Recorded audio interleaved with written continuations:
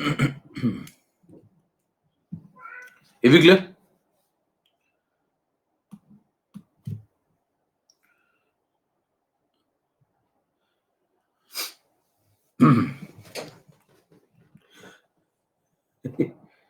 क्या चल रहा है? हेलो मेरे प्यारे प्यारे बच्चों,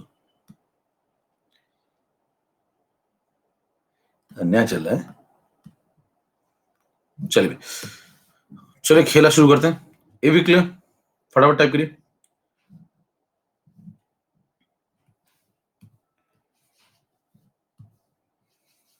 ठीक है। नमस्कार, जय भारत। तो इलेक्ट्रो चलेगा आज आगे, ठीक है। शुरू करते हैं आज का खेला। पिछली क्लास हम लोग कंसंट्रेशन सेल तक पहुंच गए थे। कंसंट्रेशन सेल तक पहुंच गए थे, यस, है ना? ठीक है, चलिए चैट बंद हो रही, काम शुरू हो रहा है। फटाफट अंगूठा दिखाइए और काम स्टार्ट। Slide number 1। तो कंसंट्रेशन सेल को आगे बढ़ाया जाए। केस नंबर 2 पे आइए। केस नंबर 1 मैंने आपको कॉपर वाला करवा दिया था, जिसमें कॉपर ऑक्सीडाइज हो रहा था, कॉपर रिड्यूस हो रहा था, है ना? केस नंबर 2 पे आइए। इसमें दूसरा जो केस होता है कंसंट्रेशन सेल में,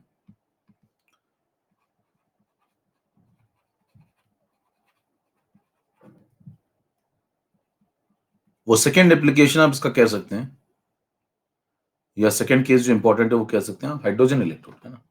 अगर आप हाइड्रोजन इलेक्ट्रोड से बनाते हैं कंसंट्रेशन सेल, तो आप ऑक्सीडेशन में भी हाइड्रोजन इलेक्ट्रोड इस्तेमाल करेंगे और रिडक्शन में भी हाइड्रोजन इलेक्ट्रोड इस्तेमाल करेंगे, ठीक है। तो रिप्रेजेंटेशन कैसा होगा वो देखते हैं। सबसे पहले रिप्रेजेंट किया जाए सेल को, तो आपने लिखा platinum H2 converted into H positive, ये एनोड का काम करेगा। फिर सॉल्ट ब्रिज, फिर H प्लस कन्वर्ट होगा H2 में, और H2 के बगल में हमेशा Pt लिखा जाता है। इस तरीके से रिप्रेजेंटेशन होगा, ठीक है।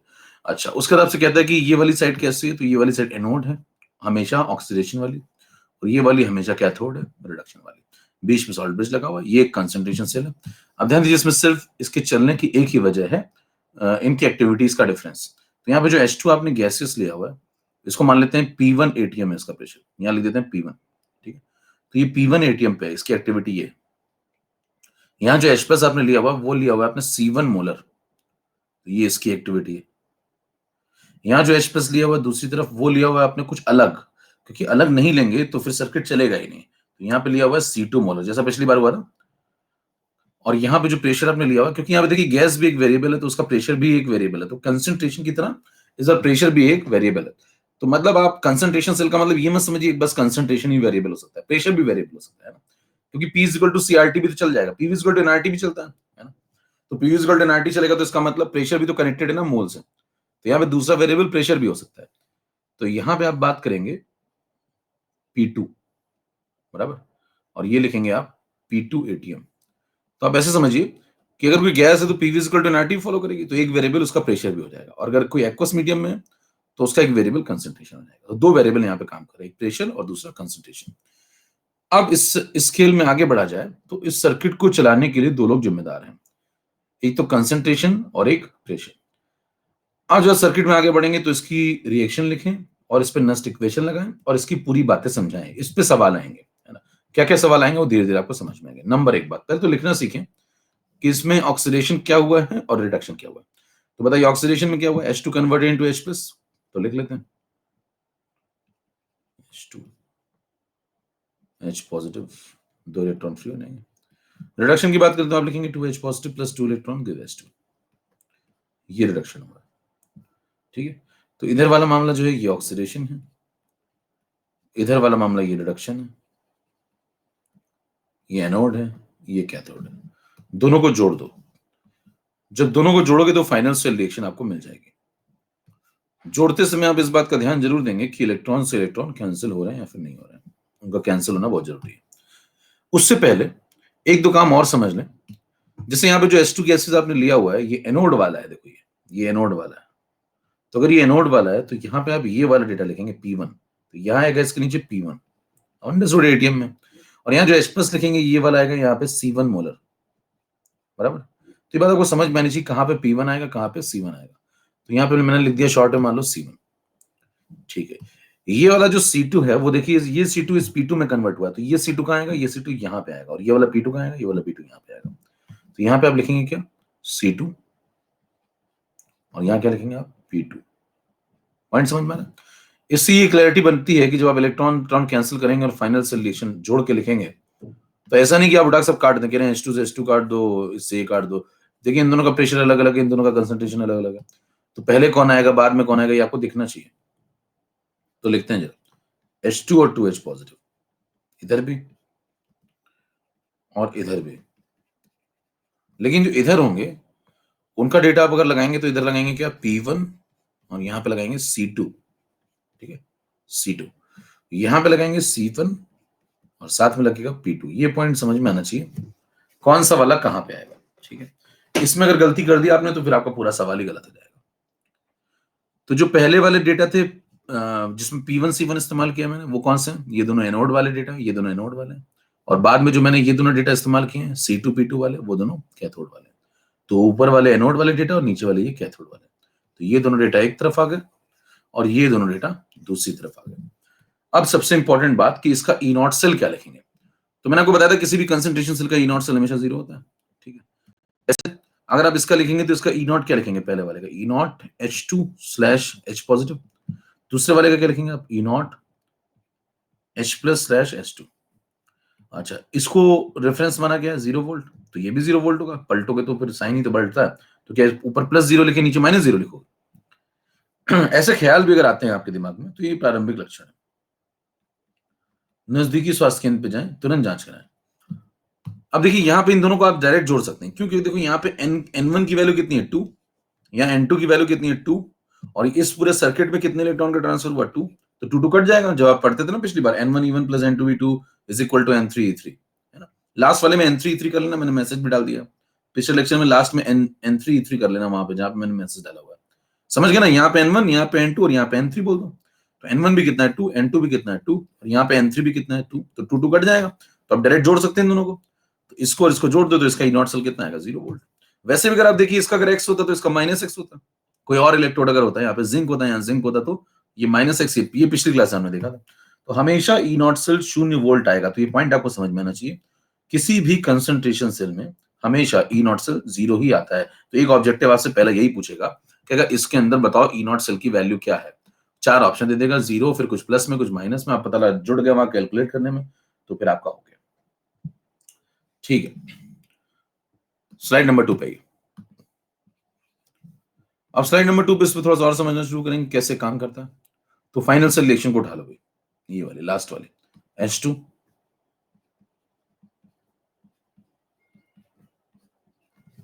और इधर 2 लोग हैं H पॉजिटिव H2, ठीक है।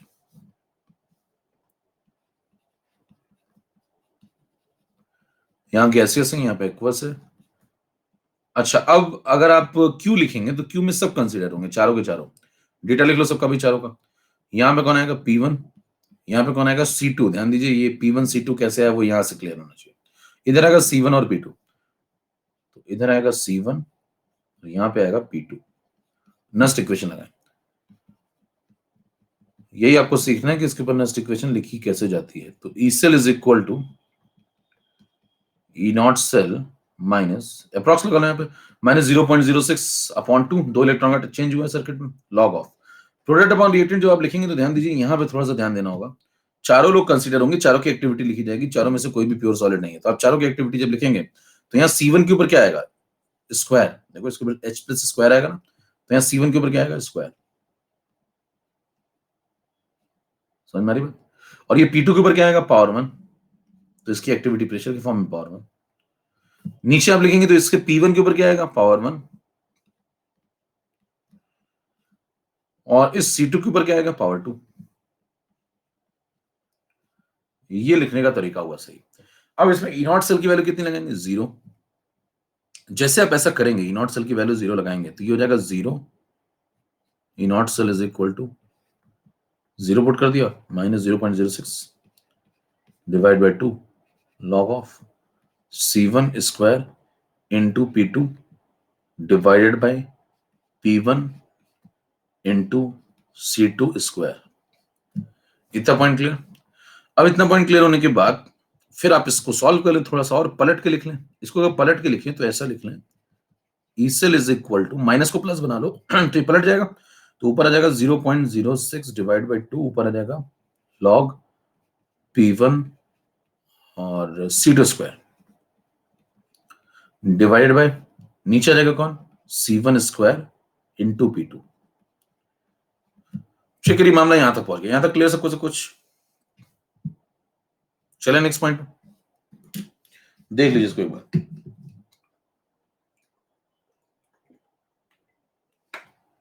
मेरे ख्याल से मामला बिल्कुल सही है, आगे चलते हैं। अब उसका अगला पॉइंट है स्लाइड नंबर 3 पे आ जाइए। इतनी बात आपको समझ में अगर आ गई तो फिर फाइनल जो ई सेल आया उसको उठा लो वहां से।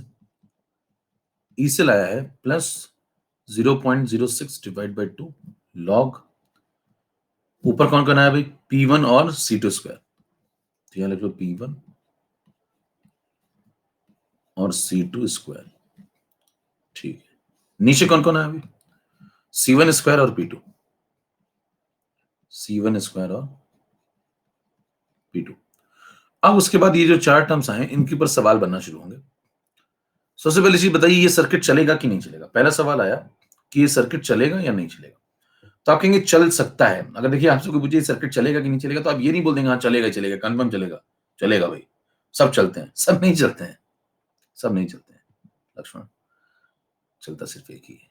आप सुनिए ध्यान से, अब ध्यान दीजिए, मुद्दा ये है, मुद्दा ये है कि ये चलेगा कि नहीं चलेगा, तो आपको कहना चाहिए चल सकता है अगर कंडीशन सही रखी जाए, चल सकता है अगर कंडीशन सही रखी जाए। करें कंडीशन सही रखी जाए मतलब स्पॉन्टेनिटी वाली कंडीशन अगर फॉलो करें तो चल सकता है। तो आप कहेंगे स्पॉन्टेनियस कब होगा, कभी हो सकता है, कहने हाँ चांसेस हैं, हो सकता है, लेकिन उसके लिए आपको क्या करना पड़ेगा, डेल्टा जी सेल जो है, सबसे पहली कंडीशन क्या है, डेल्टा जी आपको सेल का नेगेटिव रखना पड़ेगा तभी चलेगा। अच्छा, डेल्टा जी सेल नेगेटिव रखने का मतलब है कि आपको ई सेल को पॉजिटिव रखना पड़ेगा, कहेंगे हाँ, ई सेल को पॉजिटिव रखना पड़ेगा, मतलब ये जो पूरा टर्म है इस पूरे टर्म को पॉजिटिव बनाना होगा। कह रहे बिल्कुल ठीक बात है, तो ये तो कांस्टेंट है, इसको पॉजिटिव बनाना होगा, बिल्कुल ठीक बात है। इसको पॉजिटिव बनाने का मतलब है कि ये वाला टर्म है इसको 1 से बड़ा बनाना होगा। जब आप इसको 1 से बड़ा बना देंगे तो सर्किट चलेगा। तो ये कंडीशन आप अप्लाई कर दें तो सर्किट चल जाएगा। इतनी बात समझ में आती है? तो आपसे पूछा जाए सर्किट कब चलेगा, तो आप कहेंगे कंडीशन के साथ चल सकता है, कंडीशन फॉलो करिए सही तो चल जाएगा। अच्छा, फिर इसमें क्या करेगा, 2 केस बना देगा।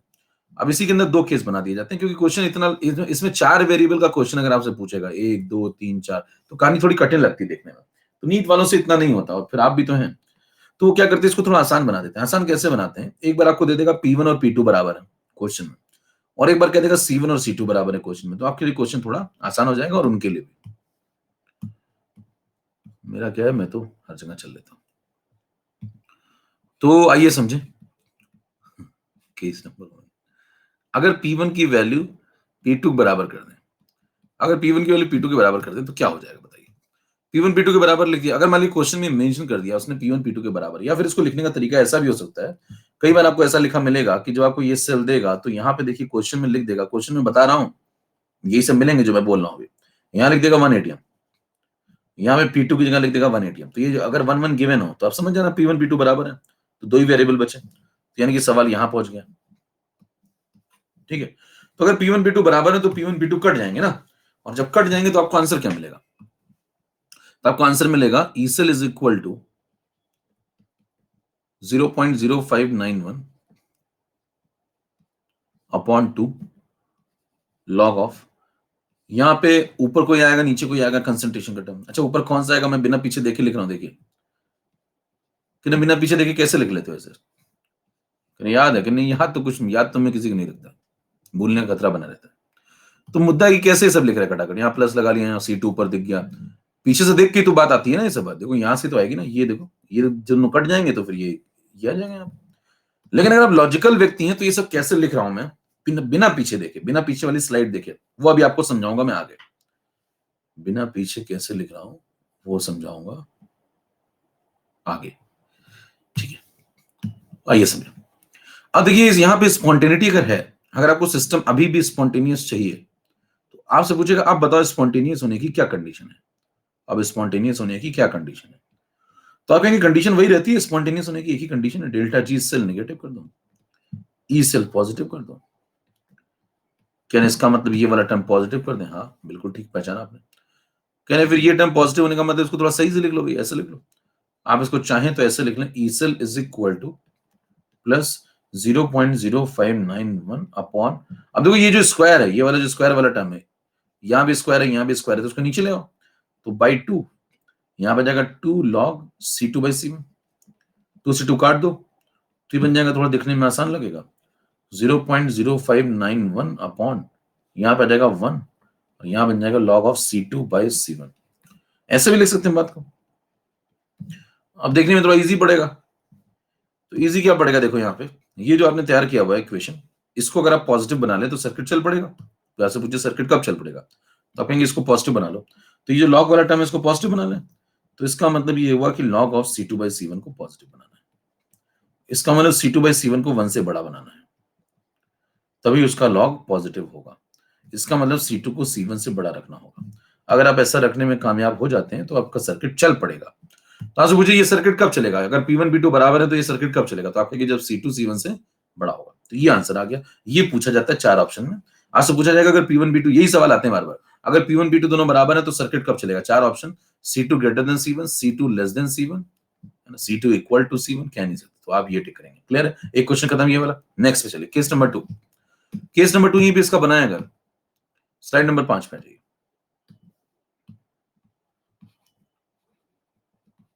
केस नंबर 2 में देखो क्या करेगा, पिछली बार उसने क्या बराबर किए थे आपको, P1 P2 बराबर दिए थे, इस बार वो क्या बराबर देगा, इस बार C1 C2 बराबर दे देगा, नया केस बना देगा, इस बार कहेगा C1 इक्वल टू C2। अब बताओ क्या करोगे, फिर से हम नेक्स्ट इक्वेशन लिखेंगे।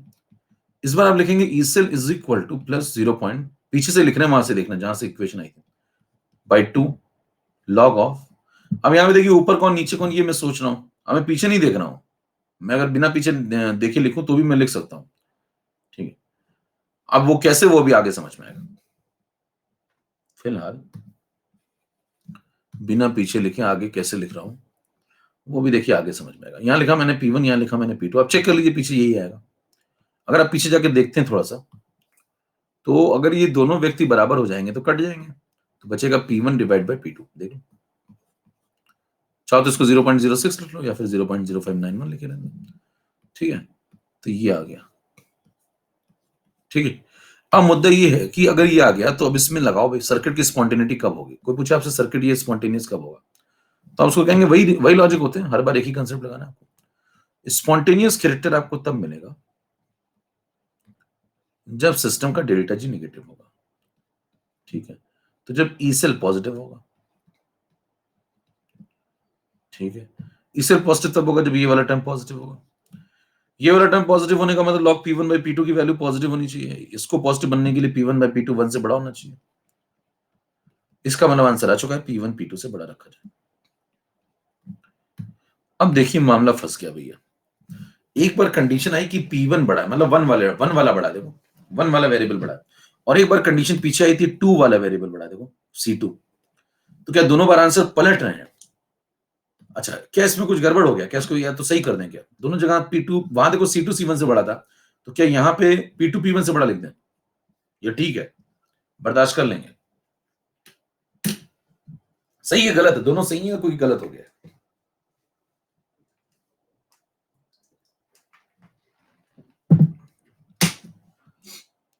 हाँ भाई, अगर आपको कोई गलत लगता है तो वो आप हैं, फिर अगर आपको कोई गलत लगता है तो वो ये दोनों नहीं है, वो आप हैं, वो तीसरा है, ठीक है, दोनों सही है। तो पहचानिए आज का पहले तक अगर आपको अंदर अंदर कहीं पे भी गलत लगा है, तो यहाँ पे सही बात है, बिल्कुल P1 ही बड़ा होगा। अब मुद्दा उठता है कि कभी P1 बड़ा, कभी C2 बड़ा, मान लो वहां सवाल आया, अब मान लो वहां सवाल आ गया, सपोज ये वाला क्वेश्चन आ गया, सुनना ध्यान से, मान लो ये वाला क्वेश्चन आ गया, भाई ऑप्शन देगा आपको ना, P1 P2 से बड़ा, P2 P1 से बड़ा, ऐसे ऑप्शन दे देगा। अच्छा, अब ये सवाल आ गया, तो बताइए ये सवाल लगाने के लिए आपको क्या क्या करना पड़ेगा, पहले आपको ये कैंसिल कराना पड़ेगा, पहले आपको देखो ये कहां से आया, ये यहां से आया, ये कहां से आया, यहां से, ये आया यहां से, ये आया यहां से, ये कहां से आया, यहां से कंसेप्ट लगा के, और ये वैल्यू कहां से आई, ई सेल की, पीछे से कहां से, यहां से, देखो, और ये वैल्यू कहां से आई, ये यहां से, ये यहां से, ये फिर यहां से, फिर यहां से, और ये कहां से, यहां से, ये सब। तो पहले ये लिखो, फिर भैया ये लिखो, उसके बाद ये लिखो, फिर ये लिखने के बाद फिर आगे आओ केस नंबर 2 पे, यहां फिर ये लिखो, फिर ये सब करो और फिर ये निकालो और फिर 2 साल का फॉर्म भरो एक साथ। एक तो ये चॉइस है, 2 साल का एक साथ, 500 रुपए डिस्काउंट के साथ। और यही काम अगर आपने इसमें भी कर दिया, इतनी ही मेहनत आपने इतनी ही शिद्दत से यहां मेहनत भी कर दी, तो मतलब 4 साल का हो गया। और फिर ये अगर आप यहां और यहां करेंगे तो पीछे जो आपने पिछली क्लास में कॉपर का इलेक्ट्रोड पढ़ा था वहां भी तो करेंगे। क्या मेरा जन्म फॉर्म भरने के लिए हुआ है? मैं धरती पे क्यों आया हूं? फॉर्म भरने के लिए। आइए समझें। तो आपको बचा सिर्फ एक ही व्यक्ति सकता है। देखो वो आ गया, पहचानो कौन है। तो ये आएगा बचाने। देखिए धरती पे जब जब समय ज्यादा लगता है तो ये आता है। अब आप समझिए पिछली क्लास जो आपने की थी उसमें एक सवाल आपने लगाया था, अगर आपको थोड़ा सा याद हो, ये वाला CU प्लस 2, ध्यान समझते जाइए ये सब बातें, एक बार बोलूंगा और फाइनल हो जाएगा। CU प्लस 2 CU, ये लगाया था पिछली बार, उसमें भी तो टाइम लगा था ना। उससे पहले रिएक्शन लिखो, है ना, फिर ई नॉट सेल को 0 डालो, फिर ई सेल निकालो, जैसे अभी निकाला है, तो टाइम तो लगा था, पूरा 1.5 पेज लग जाएगा। तो वहां कैसे करें? अब बताना वही होता है, ले देके स्पॉन्टेनिटी कब है कब नहीं है, पूछता वही बार बार, या तो फॉर्मूला पूछेगा उसमें वैल्यू लगा। कितने सवाल बन सकते हैं वो सब मैं बता देता हूं। ये सॉलिड है, ये एक्वस है, सॉलिड। कुछ डेटा दिया होगा आपको यहाँ पे, सपोज यहां पे आपको दे दिया C1, यहां पे दे दिया आपको C2, कहता लगाओ। क्या क्या पूछ सकते हो सब बता देता हूं मैं, जो जो ये पूछ सकता है। इसके नीचे सवाल नंबर 1 आपसे पूछेगा 4 ऑप्शन दे करके कि बताइए डेल्टा G0, या चलो उससे भी पहले E0 सेल की वैल्यू बता दो। पहला सवाल। ऑप्शन होंगे, ऑप्शन सुनते जाइए, ऑब्जेक्टिव चलने से लिख कुछ नहीं हो, लेकिन लगा सब दूंगा। Greater than 0, less than 0, equal to 0 कह नहीं सकते, equal to 0। Question number 2, delta G0 cell की वैल्यू बताइए। ऑप्शन सुनिए, greater than 0, less than 0, equal to 0 कह नहीं सकते, इक्वल टू 0, क्योंकि डेल्टा G0 होता है minus n E naught F, E0 0 तो फिर डेल्टा G0 भी 0। तीसरा क्वेश्चन, फिर ई सेल की वैल्यू कैसे निकालेंगे? ई सेल का फॉर्मूला बता दो, चलो वैल्यू तो छोड़ो, पहले फॉर्मूला बता दो। ई सेल का फॉर्मूला, अच्छा सर्किट को स्पॉन्टेनियस होने, उससे भी पहले एक और बात, सर्किट को स्पॉन्टेनियस होने के लिए क्या करना पड़ेगा? पहले चलाओ तो सर्किट को। भाई हमने सर्किट बनाया है, बताओ ना, अच्छा कोई सर्किट बनाया है तो वहां पे सवाल किस चीज का आएगा? सवाल आता है इसी चीज का कि इसको स्पॉन्टेनियस होने के लिए क्या करना पड़ेगा।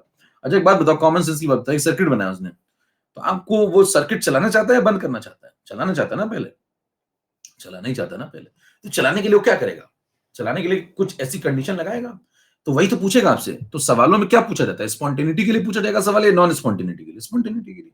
तो सवाल आएगा भैया स्पॉन्टेनियस कब होगा बताओ, यही सवाल आता है बार बार। इसीलिए सवाल आता है क्योंकि वो चलाना चाहता है सर्किट। तो आप उसको बताओ कि स्पॉन्टेनियस तब ज्यादा होगा जब ये व्यक्ति अच्छा काम करे और ये व्यक्ति भी अच्छा काम करे। देखो सुनो ध्यान से, स्पॉन्टेनियस तब होगा जब ये दोनों व्यक्ति अच्छा काम करें, ठीक, इन दोनों की टेंडेंसी अच्छी हो, यानी कि एनोड भी अच्छा काम करे, कैथोड भी अच्छा काम करे। कहना अच्छा, बहुत बढ़िया बात है।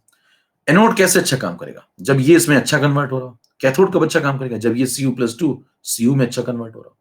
करेक्ट, कब कन्वर्ट अच्छा होगा? क्योंकि जब रिएक्टेंट ज्यादा होगा, जब प्रोडक्ट कम होगा। तो रिएक्टेंट क्या कर दो, रिएक्टेंट ज्यादा कर दो, चलो भैया प्रोडक्ट कम कर दो, कन्वर्जन की टेंडेंसी बढ़ गई।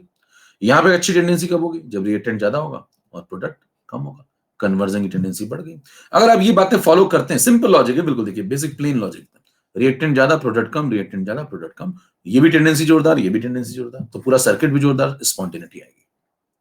हेलो, और अगर ऐसा हो गया तो आपको आंसर दिख जाना चाहिए। वो आपको 4 ऑप्शन देगा, सुनिएगा ध्यान से। कहेगा स्पॉन्टेनियस होने के लिए क्या क्या चाहिए, स्पॉन्टेनियस होने के लिए क्या चाहिए? तो आपसे कहेगा डेल्टा जी सेल कैसा होना चाहिए? नेगेटिव होना चाहिए। बट अगर आपसे कोई पूछे कि स्पॉन्टेनिटी होने के लिए होना क्या चाहिए, तो आप ब्लॉक में उसको आंसर ये सब दे सकते हैं ना। कहेंगे भाई साहब सबसे पहली चीज तो स्पॉन्टेनिटी अगर आपको रखनी है तो नंबर 1 चीज, जो डेल्टा जी सेल है वो नेगेटिव रखो। कहेंगे और ई सेल पॉजिटिव रखो। कहेंगे और कब पॉजिटिव होगा? 4 ऑप्शन देखिए, इनमें भी 4 ऑप्शन देखिए, आपको सवाल पूछ लेगा, है ना। फिर कहेगा ये कब होगा बताओ, ऑप्शन में देगा C1 जब C2 से बड़ा हो, C2 C1 से बड़ा हो, C1 C2 बराबर हो, या फिर कह नहीं सकते। तो आपको क्या आंसर सामने लिखा, पढ़ लो ध्यान से। कोई मैं एनोड कैथोड की रिएक्शन नहीं लिखूंगा, कोई मैं सेल रिएक्शन नहीं लिखूंगा, कोई मैं नस्ट इक्वेशन नहीं लगा रहा, कुछ नहीं कर रहा, सीधे आंसर दे रहा हूं डायरेक्ट। जबकि ये सब करने में बहुत टाइम लगता है लोगों को। तो आप बोलेंगे ये तो सॉलिड, इसको छोड़ दो, ये सॉलिड, इसको छोड़ दो, इसको देखो इन दोनों को, खत्म। चेक करो, ये वाला क्या रखना है आपको, कम। देखो लिखा हुआ ना एरो, कम। और ये वाला क्या रखना है आपको, ज्यादा। तो कौन ज्यादा रखना है आपको, C2। किससे, C1 से। यानी कि C2 ग्रेटर देन C1 रखना है, खत्म हो गया आंसर आगे। कभी जो स्पॉन्टेनियस कब होगा, जब C2 ग्रेटर देन C1 होगा। चेक कर लीजिए, क्या ये निकालने के लिए आपको कहीं जाना पड़ा, कहीं नेक्स्ट इक्वेशन या कुछ लिखना पड़ा, या फिर यहीं बैठे बैठे ये बात आगे दी, ये ज्यादा ये कम, खत्म।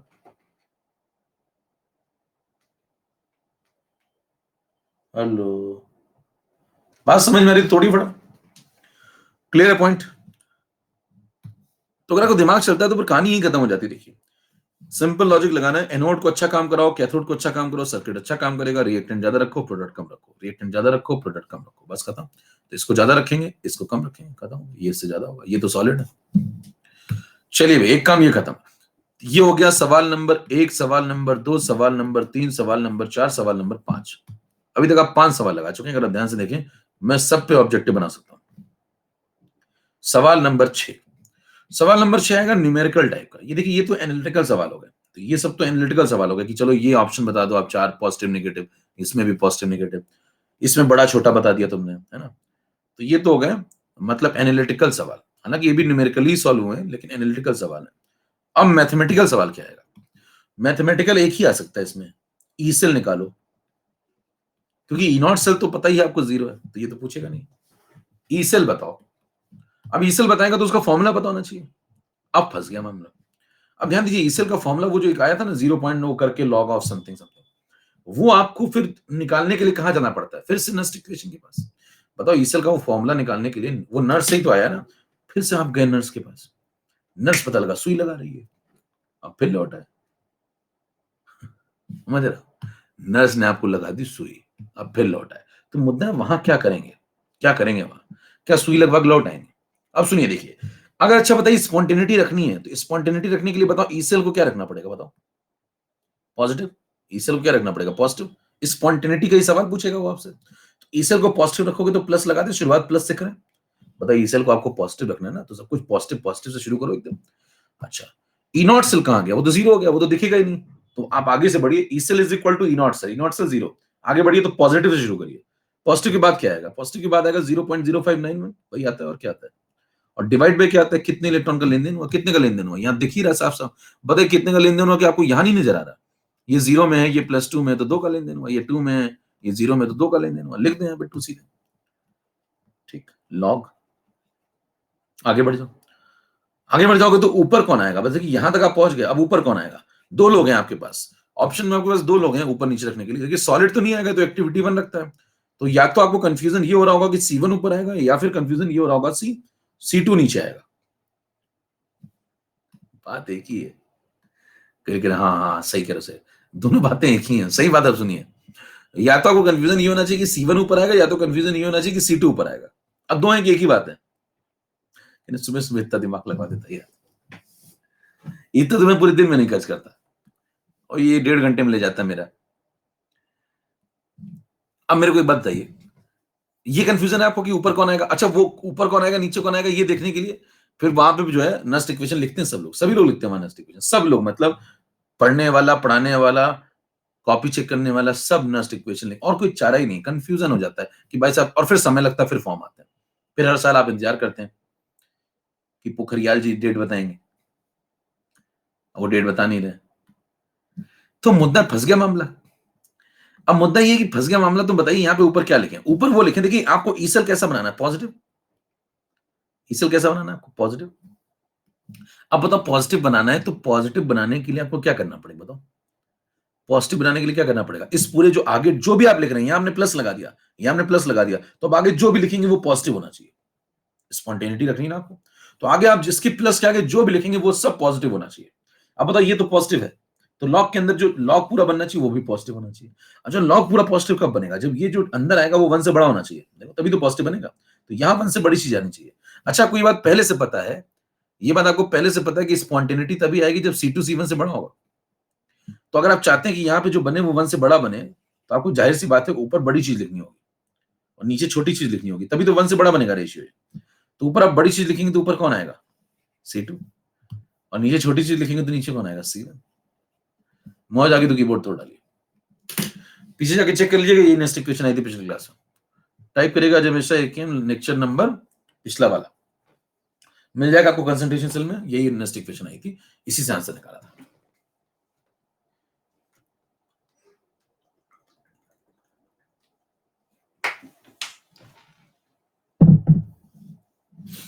ठीक है,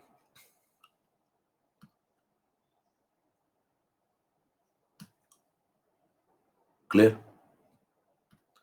पॉइंट समझ में आएगा तो एक बार सब लोग कीबोर्ड तोड़ दीजिए, बात अगर बिल्कुल क्लियर है तो बताइए कि आपको फॉर्मूला लिखने के लिए भी दिमाग में लॉजिक चल रहा है? बिल्कुल, ये सब बातें, इससे ज्यादा कोई सवाल इसमें पूछ ही नहीं सकता। ये खत्म है। ये शॉर्ट नोट्स ऐसे बनाए जाते हैं। कई पूछते हैं कैसे मैं रिवाइज करूं, ऐसे रिवाइज करो। ये सब का खुद चलना चाहिए ना, ये सब खुद ही दिमाग चलना चाहिए, कैसे रिवाइज करें, क्या शॉर्ट नोट्स लिखें, ऐसे करें। ठीक है, चलो अब मुद्दा उठता है कि इसमें तो चलो हम बच गए, कहने कल को ये वाला सवाल आ गया, ये तो बहुत बड़ा निकला, देखो यहां से चल रहे थे भैया, यहां शुरू हुआ था, केस नंबर 2 पे आ जाओ। इसके पहले जो केस नंबर 1 था वो हो गया, वो तो हो गया ना। ये केस नंबर 2 है, उसमें भी 2 केस हैं, एक केस 1 और एक उसके अंदर केस 2, मतलब केस 2 में भी 2 केस है। आइए समझे। अब मुद्दा है कि इसमें कैसे सॉल्व करेंगे, ये सब सवाल इस पे जाएंगे तो कैसे करेंगे, इसमें क्या टाइम लगेगा क्या? नहीं, उसके लिए भी एक शीट बना लेते हैं, 7 नंबर पे एक पेज में निपटा लेते हैं पूरा, इसी में निपटा लेंगे पूरा। जैसे देखिए पूरे में निपट गया ना, यहाँ पूरा खत्म, फिनिश। देखिए तबाह कर दीजिए, मतलब ठीक है, तहस नहस, तहस नहस कर दिया करिए। अब देखिए केस नंबर 2 जो आपने आज पढ़ा, उसमें अगर आपसे कहता है कि मेरे को जल्दी जल्दी वो पेपर में लगाना है और दिमाग मेरा बिल्कुल नहीं ज्यादा चलता है, थोड़ा बहुत समझते हुए काम करना चाहता हूँ, टाइम नहीं मेरे पास ज्यादा, कैसे करें? कोई नर्स नहीं, कोई इंजेक्शन नहीं। देखिए कह रहे सवाल तो दोगे, कह रहे हाँ सवाल देंगे ना, क्यों नहीं, सवाल दे दो, अच्छा बाकी हम समझ लेंगे। ठीक है, यहां पे लिखा उसने गैसियस, यहां लिखा उसने एक्वस, एक्वस गैसियस, फिर उसने डेटा दिया, H2 के नीचे लिख दिया उसने, जैसे पिछली बार जो भी सवाल आया था यहाँ P1 लिखा था उसने, देखो एनोड में P1 1 वाले वेरिएबल एनोड में और 2 वाले वेरिएबल कैथोड में, तो यहाँ लिख दिया C2, यहाँ लिख दिया P2, ये सब उसने दिए हुए थे सवाल। तो ये तो मैं नहीं लिख रहा हूँ, हालांकि मैं ही लिख रहा हूँ, लेकिन मैं नहीं लिख रहा हूँ, ये तो सवाल बनाने वाला आपको देगा। अब यहां से आपका काम शुरू होता है कि यहाँ पे कितने प्रकार की चीजें आपसे पूछ सकता है, कंक्लूड करा जाए। तो नंबर एक आपसे सवाल पूछेगा कि बताओ ई नॉट सेल कितना होगा, तो आप कहेंगे ये कंसंट्रेशन सेल है। हाँ, फिर कैसे पहचानते हो? जो इलेक्ट्रोड इधर है वही इलेक्ट्रोड अगर इधर भी है तो एक इसका मतलब वो एक कंसंट्रेशन सेल है। नंबर एक बात, तो ई नॉट सेल को आप लिख देंगे तुरंत बिना दिमाग लगाए ज्यादा 0 वोल्ट। फिर आपसे कहेगा दूसरा objective, 4 option, delta G naught cell की वैल्यू बताओ, फिर आप कह देंगे 0 वोल्ट। जब ई नॉट सेल 0 तो डेल्टा जी नॉट भी 0 होगा। तीसरा ऑब्जेक्टिव, कहेंगे स्पॉन्टेनियस हो सकता है क्या? हाँ हो सकता है, अगर सही तरीके से सेल को चलाया जाए सही कंडीशन के साथ। कह रहे क्या कंडीशन होनी चाहिए? कह रहे स्पॉन्टेनियस होने की वही कंडीशन होती है। कह रहे वही क्या? तो ये मत कहना अरे वही बताई तो थी तुमने, पीछे बताई तो थी, फिर कह रहे फिर से बता दो। कह रहे पीछे देख लो, कह रहे पीछे देखने का टाइम नहीं, यही बता दो। अब देखिए स्पॉन्टेनियस की आपको यही कंडीशन बतानी, कुछ नहीं पीछे देखना। आपको समझ में आया मैं पीछे क्यों नहीं देखता था बार बार? अब समझिए ध्यान से, मैं यही बता दूंगा आपको, कोई नेक्स्ट इक्वेशन नहीं, कुछ नहीं, सीधा लॉजिक। देखिए स्पॉन्टेनियस सर्किट तब होगा जब ये एनोड अच्छा काम करे और ये कैथोड भी अच्छा काम करे। ये नोड कब अच्छा काम करेगा? जब इसकी इसमें कन्वर्जन की टेंडेंसी अच्छी हो, H2 की H पॉजिटिव में। देखिए H2 H पॉजिटिव में कन्वर्ट हो रहा है ना, और यहाँ पे H प्लस H2 में कन्वर्ट होता है, रिडक्शन। तो ये अगर लोग अच्छे कन्वर्ट होंगे, जल्दी जल्दी कन्वर्ट होंगे तो टेंडेंसी अच्छी होगी, तो ये अपना काम अच्छा करेगा, ये अपना करेगा, तो सेल भी अच्छा काम करेगा, तो सर्किट स्पॉन्टेनियस होगा। यही लॉजिक है। तो क्या करें भाई? टेंडेंसी को बढ़ाओ। कैसे बढ़ाएंगे? देखिए अगर आप एनोड की टेंडेंसी को अच्छा करना चाहते हैं तो सिंपल सा लॉजिक है कि रिएक्टेंट को बढ़ाओ, प्रोडक्ट को घटाओ, सिंपल। टेंडेंसी बढ़ गई किसकी? एनोड की। कैथोड पे आओ, रिएक्टेंट की टेंडेंसी बढ़ाओ, रिएक्टेंट का अमाउंट बढ़ाओ और प्रोडक्ट को कम रखो, टेंडेंसी बढ़ गई। तो बताइए कि आपने दोनों टेंडेंसी बढ़ा ली, ये वाली भी बढ़ा ली, रिएक्टेंट ज्यादा प्रोडक्ट कम, ये वाली बढ़ा ली, रिएक्टेंट ज्यादा प्रोडक्ट कम। दोनों टेंडेंसी के जोरदार हो जाएंगी तो इसका ना सर्किट भी जोरदार होगा, सर्किट चल पड़ेगा। कहने स्पॉन्टेनियस होने के लिए क्या होना चाहिए? तो आप कहेंगे स्पॉन्टेनियस होने के लिए डेल्टा जी सेल नेगेटिव होना चाहिए, कह रहे और कहेंगे ई सेल पॉजिटिव होना चाहिए, कह रहे और ये लिखा हुआ है यहाँ पे देख लो। कह रहे इसमें कितने सवाल बनते हैं? कह रहे 2 सवाल, 2 सवाल। 2 सवाल में केस नंबर 1 केस नंबर 2 में क्या बनेगा? पहला सवाल आएगा आपको केस नंबर 1 पे। अगर मान लीजिए आपको सवाल आता है केस नंबर 1 पे, तो क्या सवाल आएगा? केस नंबर 1 में सवाल आएगा, याद करिए आपने 2 केस बनाए थे ना इसके अंदर। एक केस आएगा कि अगर मैं P1 को P2 के बराबर लिख दूं, ठीक है, तो बताइए सर्किट में स्पॉन्टेनिटी कब होगी? ये किया था सवाल हम लोगों ने पीछे, है ना। अगर P1 P2 के बराबर कर दें तो बताइए ये वेरिएबल और ये वेरिएबल कट गए, ये दोनों गायब, तो बचे अब 2 लोग। तो बताइए स्पॉन्टेनिटी कब होगी? स्पॉन्टेनिटी तब होगी जब C2 बड़ा हो और C1 छोटा हो। तो आंसर आ गया, C2 ग्रेटर देन C1 रख दो तो स्पॉन्टेनिटी होगी। C2 बड़ा रखना है ना, देखो C2 को बड़ा रखना है, C1 को छोटा रखना है, तो C2 ग्रेटर देन C1 रख दो, स्पॉन्टेनिटी अच्छी हो जाएगी। तो ऐसा कि मुझे सर्किट स्पॉन्टेनियस कब होगा? तो बिना पेन चलाए क्या आप समझा सकते कि भैया सिंपल लॉजिक है कि C2 को C1 से बड़ा रख दो। क्लियर? फिर आपसे कहता है कि इसमें अगर ई सेल वाला सवाल हो, कैसे फॉर्मूला लिख देंगे। कह कैसे फॉर्मूला लिखोगे? फिर वो भी समझा देते हैं। उससे कहना E cell is equal to क्या? तो आप कहेंगे पॉजिटिव। क्यों पॉजिटिव? क्यों? क्योंकि पॉजिटिव नहीं होगा तो स्पॉन्टेनिटी कैसे होगी? तो स्पॉन्टेनिटी पे आप सवाल बना रहे हो। हाँ, तो E cell is equal to positive, positive से शुरू करेंगे, ई नॉट सेल तो 0 है, आगे लिखेंगे 0.0591 अपॉन। देखिए H2 जब, इतना दिमाग में कैसे चला लीजिए, जब H2 H प्लस में कन्वर्ट होगा तो रिएक्शन क्या आएगी? H2 gives 2H plus plus 2 electron, इतना दिख रहा है ना। बैलेंस करोगे तो 2 इलेक्ट्रॉन फ्री होंगे यहाँ पे, तो यहाँ पे बाई 2 करना पड़ेगा लॉग। अब लॉग के बाद यहाँ क्या आएगा? ऊपर कौन नीचे कौन? देखिए P1 P2 तो कट जाएगा, वो तो सेम है, तो C2 C1 में कंफ्यूजन है, यहाँ पे C2 वाला टर्म आएगा, यहाँ पे C1 वाला टर्म, कौन ऊपर आएगा कौन नीचे आएगा। ठीक है, इसको समझने के लिए फिर से आप दिमाग लगाइए। स्पॉन्टेनिटी रखनी है तो ई सेल को पॉजिटिव रखना है, पॉजिटिव रखना है तो मतलब जो भी आगे लिखेंगे वो सब पॉजिटिव होना चाहिए, वो सब पॉजिटिव होना चाहिए। इसका मतलब लॉग पूरा पॉजिटिव बनना चाहिए। लॉग तभी पॉजिटिव बनेगा जब ऊपर वाली चीज और नीचे वाली चीज जो रेशियो बने ये 1 से बड़ा बने। ये रेशियो 1 से बड़ा तभी बनेगा जो ऊपर वाली चीज बड़ी हो और नीचे वाली चीज छोटी हो। तो ऊपर बड़ी चीज को रखें, यानी कि ऊपर C2 को रखें और नीचे C1 को रखें। अब सामान्य ज्ञान ये कहता है कि ऊपर C2 और नीचे C1 तो आ गया, लेकिन जब आप रिएक्शन लिखेंगे तो H2 कन्वर्ट होगा तो 2H प्लस बनाएगा ना। देखो इतना तो समझ में आता है ना, 2H प्लस आएगा बैलेंस करने पे, तो 2H प्लस आएगा तो इसके ऊपर पावर क्या लग जाती है? स्क्वायर, और इसके ऊपर भी क्या लग जाएगी? देखिए यहाँ भी 2H प्लस आएगा, तो दोनों के ऊपर क्या लगा दो? स्क्वायर, स्क्वायर, खत्म हो गया। कितनों को पॉइंट समझ में आ गया? क्या आप नेक्स्ट इक्वेशन लिख लेंगे फटाफट?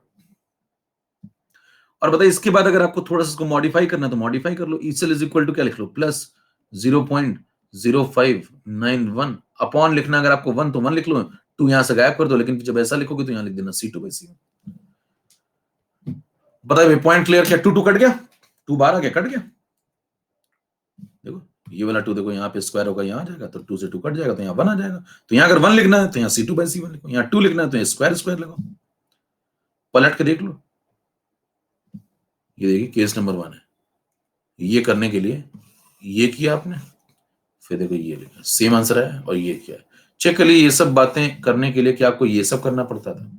उसके पहले आपको ये सब करना पड़ता था, उसके पहले आपको ये सब करना पड़ता था। अब आपको कुछ नहीं करना पड़ा, सीधे आंसर आ रहा है, सीधे आंसर आ रहा है direct with logic.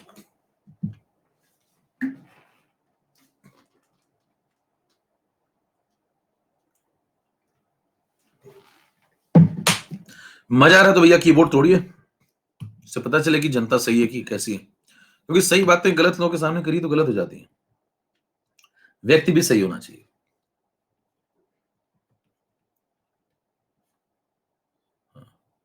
Case number 2, case number 2 पे आप आएंगे तो यहां पे लिखेंगे अगला केस बनता है कि अगर मैं C1 को C2 के बराबर लिख दूं तो फिर क्या करेंगे? तब स्पॉन्टेनियस कब होगा? तो आप कहेंगे भाई जब C1 C2 के जब बराबर होगा तो ये कट जाएगा, इससे ये दोनों कट जाएंगे, तो बचेंगे सिर्फ ये और ये 2 वेरिएबल। देख लो इसमें कौन बड़ा दिख रहा है आपको। अब इसमें कौन बड़ा दिख रहा है बताओ, क्या बिना पेन चलाए बता देंगे कौन बड़ा कौन छोटा? P1 बड़ा, P1 बड़ा। तो इसका ना कंडीशन आ गई, P1 ग्रेटर देन P2। तो आपसे पूछोगे कंडीशन बताओ तो आप कहेंगे P1 greater than P2। Clear है मामला?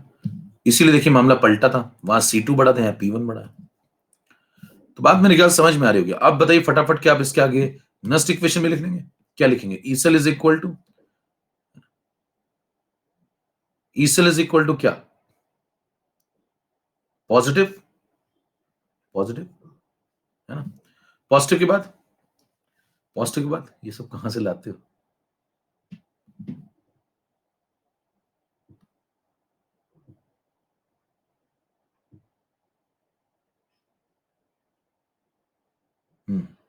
देखो थर्मो, देखो पॉजिटिव के बाद क्या लिखोगे? 0.0591 अपॉन कितने इलेक्ट्रॉन का लेन देन हुआ? 2 का लॉग। अब ध्यान दीजिए, जब आप इसको इसको काट देंगे, C1 C2 बराबर है, तो ये तो कट गए दोनों, तो बचा ये वाला टर्म और ये वाला टर्म। अच्छा, इन दोनों में बड़ा कौन है? P1 बड़ा है। अच्छा बताइए आपको ई सेल कैसा रखना है? स्पॉन्टेनिटी के लिए ई सेल कैसे रखना पड़ेगा? Positive, positive. तो बताइए ये लॉग पूरा पॉजिटिव बनाना पड़ेगा, तो लॉग के अंदर क्या लिखना पड़ेगा आपको बताओ? लॉग के अंदर क्या लिखना पड़ेगा आपको? 1 से बड़ा। भाई लॉग के अंदर क्या लॉजिक समझिए, ई सेल पॉजिटिव रखना है तो प्लस लगा दिया, यानी कि लॉग वाले टर्म को पॉजिटिव बनाना है। तो बताइए यहां पे जो रेशियो आएगा 1 से बड़ा आएगा। अब यहाँ रेशियो 1 से बढ़ाएगा तो 1 से बढ़ाएगा, तो ऊपर क्या लिखोगे? जो बड़ी चीज और नीचे क्या लिखोगे? छोटी चीज। तो बड़ी कौन है? P1। तो ऊपर कौन आएगा बताओ? P1। क्या पॉइंट समझ पा रहे हैं? और नीचे कौन आएगा? P2। अब आपको रिएक्शन को देख करके इतना समझ में आ रहा है कि जब H2 कन्वर्ट होगा तो 2H प्लस बनेगा, तो H2 का कोफिशिएंट तो 1 आएगा ना, तो इस P1 के ऊपर क्या आएगा? 1। तो यहां भी 1 आएगा, यहां भी 1 आएगा, तो ये 2 काटने की जरूरत नहीं, ये एज इट इज बना रहेगा। जबकि यहां पे देखिए 2 काट के 1 बनाया था, तो यहां C2/C1 आया था। तो ये लिखो या फिर ये लिखो, और इसमें सिर्फ ये लिखो। कितने लोगों को समझ में आ गई बात? कितने सवाल लग गए अगर आप देख पा रहे हो तो? कितने सवाल लग गए? देखिए सवाल गिनिए, सवाल गिनिए। समझ पा रहे हैं? गिन नहीं पाएंगे सवाल आप। 1 2 3 4 5 6 7 8, 8 सवाल इस स्लाइड में लग चुके हैं, 8 इसमें, और 1 2 3 4 5 6 इसमें, 14 सवाल आपको नजर आने चाहिए अभी तक। 20 दिख रहे तो अच्छी बात है, और रख लो तुम तो 22 रख लो। Point clear? अब इसमें क्या करती जनता भाई साहब? रट, या तो दो ही टाइप की जनता होती है देखिए हमारे एग्जाम में। एक वो होती है जो तथाकथित बुद्धिजीवी होते हैं, पढ़ने पढ़ाने, दोनों ही पढ़ने पढ़ाने वाले सब शामिल हैं उसी में, सब एक जैसे ही हैं, थोड़ा बहुत अंतर है, जो कि अंतर बड़ा होना चाहिए। समझ पा रहे हैं? अंतर बड़ा होना चाहिए। पढ़ाने वाला यहाँ होना चाहिए मेरे दोस्त, पढ़ने वाला यहाँ होना चाहिए, यहाँ भी नहीं बल्कि इससे भी नीचे। यहाँ जगह नहीं इसलिए मैं बना नहीं रहा हूं, तब काम बढ़िया बनता है। ये फर्क होता है, समझ पा रहे हैं? ये फर्क रखना पड़ता है, क्योंकि जो है थर्मोडायनेमिक्स का सेकंड लॉ कहता है कि फ्लो ऑफ एनर्जी जो होगा ना, यहाँ से झरने का पानी ऊपर से नीचे गिरता है, ये स्पॉन्टेनियस होता है। अब पढ़ाने वाला यही बैठा हुआ है, हम भी यही, तुम भी यही, तो कहां से झरना बहेगा? ठीक है, फर्क होना चाहिए, जरूरी है। अब सुनिए ध्यान से, मुद्दा ये कि भाई साहब ये सवाल मान लीजिए वहां आ गया, कह रहा है स्पॉन्टेनिटी के लिए सवाल बताओ। अब लोग रट के जाते हैं इसमें, कहते हैं केस नंबर 1 में जब P1 P2 बराबर थे, जब P1 P2 बराबर थे तो उनको 4 ऑप्शन दिए गए, ऐसे ऐसे 4 ऑप्शन। तो रट के जाते हैं कि इसमें C2 वाला बड़ा था, कह रहे कंसंट्रेशन में 2 वाला बड़ा होता है, और प्रेशर में जब आता है सवाल तो 1 वाला बड़ा होता है। रट के चले गए मान लो। अब हम मान लो रट के चले गए 2 वाला बड़ा, इसमें 1 वाला बड़ा, C2 बड़ा, यहाँ P1 बड़ा, देखो ऐसे रट के चले गए। ये चले जाते हैं रट के, कहते हैं मैंने तरीका बना दिया, ट्रिक बना दी मैंने भाई साहब कि तुक्का कैसे मारे। आइए समझे तुक्का मारने की ट्रिक। तो कहते हैं यार 2 वाला बड़ा और प्रेशर में 1 वाला बड़ा। आप रट के चले गए।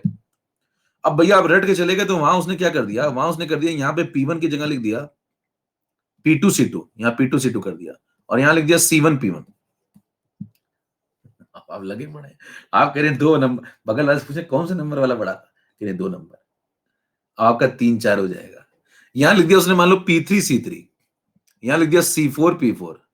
कह रहे भैया इस बार 1 2 आया ही नहीं, इस बार 1 2 आया नहीं, कह रहे मेरा 3 4 हो गया। जिसको कंसेप्ट क्लियर होगा वो क्या कहेगा, कहे कुछ लिखो, हमें क्या फर्क पड़ता है, हमें तो कंसेप्ट पता है, रिएक्टेंट ज्यादा प्रोडक्ट कम, रिएक्टेंट ज्यादा प्रोडक्ट कम। तुम यहाँ जो XYZ W लिख दो, तुम तो XYZ W लिख, तब भी सवाल लगा दूंगा। और इसी रफ्तार से। तो एक जनता तो होती है भैया, वो रटने वाली, वो ये रट के जाती है, यहाँ C2 बढ़ाता है, यहाँ P1 बढ़ाता है, उनका तो हो जाता है, इसीलिए वो भरते रहते हैं फॉर्म हर साल, उनका फिक्स है, मतलब इतने लोग तो हर साल ही फॉर्म भरेंगे। दूसरे वाली जनता होती है, वो भाई साहब पूरा सॉल्व करती है बैठ के, वहां ये पूरी नस्ट इक्वेशन सॉल्व करते हैं, फिर ये सॉल्व करते हैं, उनका भी आ जाता है। बसता वही है जिसको ये पता होता है। चेक कर लीजिए, मुक्ति का एक ही तरीका है मेरे दोस्त, सारे सवाल यहीं से लगते हैं, मैंने आपको कहा था सब लॉर्ड मुझे में आते हैं। आइए बढ़ते हैं आगे। चलिए अगला कंसेप्ट है, यहां पे एक चीज खत्म हो गई पूरी तरीके से, पूरी तरीके से। कौन सी?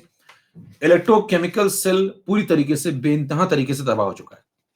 इलेक्ट्रोकेमिकल सेल पूरी तरीके से तबाह हो चुका है। मेरे पैदल दोस्तों को बता दूं, ये थर्मो नहीं चल रहा है, ये इलेक्ट्रो चल रहा है। हो सकता है एक दो मेरे पैदल दोस्त कंफ्यूज हो रहे हो कि थर्मो में ये सब कब आ गया, क्या सिलेबस चेंज हो गया है? थर्मो नहीं चल रहा भैया। अगर आप ये अभी तक ये नहीं समझ पा रहे हैं कि चल कौन सा चैप्टर रहा है, तो आप सोचिए बहुत लंबे में है आप। अब मुद्दा है, अब इसके बाद हम लोग पढ़ने जा रहे हैं सेल का दूसरा पार्ट। सेल के दो हिस्से थे, पहला हिस्सा था इलेक्ट्रोकेमिकल सेल और दूसरा हिस्सा था इलेक्ट्रोलिटिक सेल। अभी तक आपने क्या पढ़ा? अभी तक आपने क्या, अब आपको समझ में आ गया कि कंसंट्रेशन सेल में कितना आपको शॉर्ट नोट्स में लिखना है? एक पेज आपने ये लिख लिया, सारा कंक्लूड हो गया, ठीक है, सारा कंक्लूड हो गया, देख लीजिए, ठीक है, ओके। और दूसरे पेज में आपने ये लिख लिया, ये भी सारा कंक्लूड हो गया, खत्म हो गया, सारे सवाल लग गए, बस को रिवाइज करके चले जाओ। चलिए आगे बढ़ते हैं, अब अगला क्या पढ़ना बताओ? इलेक्ट्रोलिटिक्स, इलेक्ट्रोकेमिकल तो चल रहा था भैया, कह रहे हैं इलेक्ट्रोकेमिकल पढ़ाओ, इलेक्ट्रोलिटिक कह रहे इलेक्ट्रोकेमिकल पढ़ाओ। कहां से आते हैं लोग, कौन है? आओ समझे, स्लाइड नंबर, ऐसे ही पहले आती, भगवान कहते हैं हो गया, आ जाओ भैया तुम लोग, है ना, बहुत अत्याचार मचा लिया धरती पे। इलेक्ट्रोलिटिक सेल, अब देखिए इलेक्ट्रोलिटिक सेल में आप समझना शुरू करिए, इसमें अपोजिट कंसेप्ट चलता है। तो ये आखिरी कंसेप्ट है इलेक्ट्रोकेमिस्ट्री का, बड़ा आखिरी कंसेप्ट।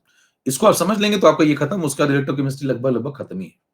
फिर छोटी मोटी बातें तो बचती हैं, कोरोजन वगैरह, वो आपको पढ़ने की इच्छा तो मैं पढ़ा दूंगा, नहीं तो आप खुद भी पढ़ सकते हैं, ठीक है, वो बात कर लेंगे। चलिए, तो अगला काम है इलेक्ट्रोलिटिक सेल।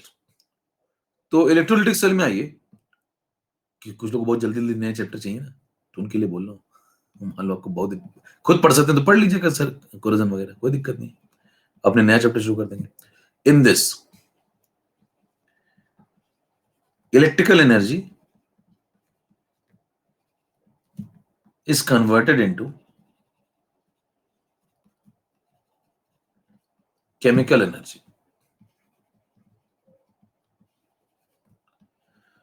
पहला पॉइंट आया कि जो इलेक्ट्रिकल एनर्जी होती है यहाँ पे, उसे केमिकल एनर्जी में कन्वर्ट किया जाता है। ये मैंने एकदम स्टार्टिंग में आपको बात करी भी थी कि दो प्रकार के सेल होते हैं, एक इलेक्ट्रोकेमिकल और एक इलेक्ट्रोलिटिक। तो हम लोगों ने इलेक्ट्रोकेमिकल पढ़ लिया, अब हम लोग इलेक्ट्रोलिटिक पढ़ने जा रहे हैं। Second point, this phenomena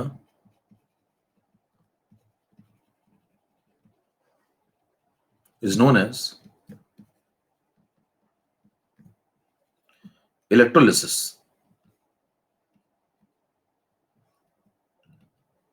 and cell is known as electrolytic cell. तो सेल का नाम है इलेक्ट्रोलिटिक सेल और फिनोमेना का नाम है इलेक्ट्रोलिसिस। नेक्स्ट, इलेक्ट्रोलिसिस की एक और डेफिनेशन समझ लीजिए।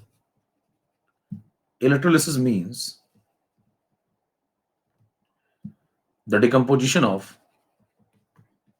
the chemical decomposition of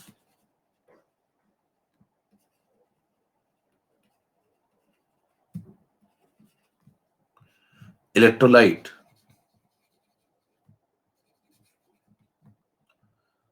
on passing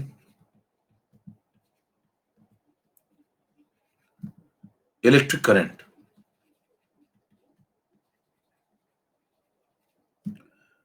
through its solution।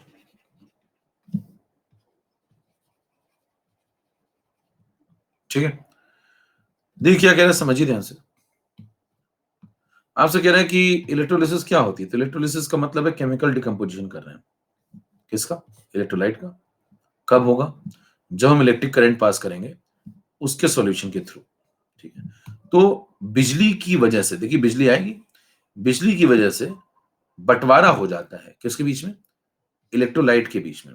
तो बिजली की वजह से जब इलेक्ट्रोलाइट में बंटवारा हो जाता है तो उस प्रक्रिया को इलेक्ट्रोलिसिस कहा जाता है। आसान शब्दों में बात करें तो देखिए पहले कैटायन और एनायन दोनों साथ में रह रहे थे, बिजली आई और दोनों में बंटवारा हो गया, एक इधर चला गया, एक उधर चला गया, कैटायन और एनायन में से।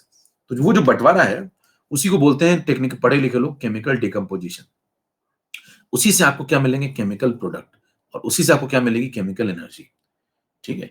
और ये जो इलेक्ट्रिक करंट आपने पास कराई वो क्या है? वो इलेक्ट्रिकल एनर्जी आपने लगाई है, वो इनपुट है ना? जब आप ऐसा कर लेते हैं तो प्रोसेस का नाम होता है इलेक्ट्रोलिसिस और सेल जो बनता है उसे बोलते हैं इलेक्ट्रोलिटिक सेल। ठीक है। अब समाचार विस्तार से, ये सब होता कैसे है? देखिए सब होता है ऐसे, सबसे पहले तो आप एक बैटरी लगाएंगे, मतलब सबसे पहला काम है, नंबर एक काम, आपको बैटरी लगानी पड़ेगी। सबसे पहले आपने एक बैटरी लगाई। ठीक है। जब बैटरी लगाएंगे तो बैटरी में से करंट फ्लो करेगी। अब बताइए बैटरी में से करंट फ्लो करेगी तो करंट की वजह से फिर इलेक्ट्रॉन का फ्लो होगा। फिर इलेक्ट्रॉन के फ्लो से दो चीजें होंगी, कहीं कहीं ऑक्सीडेशन होगा और कहीं कहीं रिडक्शन होगा। उससे आपको केमिकल प्रोडक्ट्स मिलेंगे और उन केमिकल प्रोडक्ट्स में एंथैल्पी होगी, हीट कंटेंट। हर सब्सटेंस में हीट कंटेंट होता है, एच, कैपिटल एच, थर्मोडायनेमिक्स। तो बताइए वो जो केमिकल प्रोडक्ट में केमिकल एनर्जी होगी वो आपको आउटपुट में मिल जाएगी। और वो एनर्जी जब आपको आउटपुट में मिल जाएगी तो आप कहेंगे केमिकल एनर्जी मेरे को आउटपुट में मिली। और इनपुट में मैंने क्या लगाया था? इनपुट में मैंने एक बैटरी लगाई थी। यानी कि इनपुट में इलेक्ट्रिकल सोर्स लगता है और आउटपुट में केमिकल एनर्जी मिलती है। पॉइंट समझ में आ रहा है? अब समाचार विस्तार से, ये सब कैसे कार्यक्रम, ये तो शॉर्टकट में बता दिया मैंने। अब इसको थोड़ा विस्तार से समझ लेते हैं कि ये सब होता कैसे। तो अगर आपसे पूछे इनपुट क्या देंगे आउटपुट क्या देंगे, समझ में आ गया? ये इनपुट है और ये आउटपुट है। ठीक है। अब ध्यान दीजिए, इस बार आउटपुट निकालने के लिए आपको ये इनपुट लगाए रखना पड़ेगा। ये बैटरी का इनपुट देते रहना पड़ेगा, मतलब करंट का फ्लो आप इससे कराते ही रहेंगे, कराते ही रहेंगे, तभी इलेक्ट्रॉन का फ्लो होगा, तभी ऑक्सीडेशन। अगर आपने ये बैटरी निकाल के फेंक दी, आपने लगाई नहीं बैटरी, तो ना करंट फ्लो करेगी, ना इलेक्ट्रॉन निकलेगी, ना ऑक्सीडेशन रिडक्शन होगा, ना केमिकल प्रोडक्ट मिलेंगे। यानी कि ये सब तब तक होगा, आउटपुट आपको तब तक मिलेगा जब तक आप ये इनपुट देंगे। इसका मतलब इनपुट को लगातार लगाए रखना पड़ रहा है। अगर आप इनपुट को निकाल के फेंक देंगे तो सर्किट चलना बंद हो जाएगा। इसका मतलब ऐसी प्रक्रिया को नॉन स्पॉन्टेनियस प्रक्रिया कहते हैं। ये हम नहीं, अपने आप नहीं हो रहा, हम करवा रहे हैं। ध्यान दीजिए, ये अपने आप नहीं हो रहा है, ये हम करवा रहे हैं। ऐसा प्रोसेस जिसे आपको लगातार लगातार आपको एनर्जी सप्लाई करते रहना पड़े, लगातार इनपुट दें, लगातार धक्का मारना रहना पड़े, तब वो हो, उसे नॉन स्पॉन्टेनियस कहते हैं। तो ये अपने आप नहीं हो रहा है। आप सोचेंगे खुद ही हो जाएगा, नहीं, खुद थोड़ी होगा। बैटरी लगाओगे, लगाए रहोगे, तब होता रहेगा। बराबर? तो अपने आप नहीं होता, पहली चीज तो। अच्छा, तो अब कैसे होगा वो जरा समझते हैं। 9 नंबर पे आइए। तो 9 नंबर पे अगर आप चर्चा करना शुरू करें,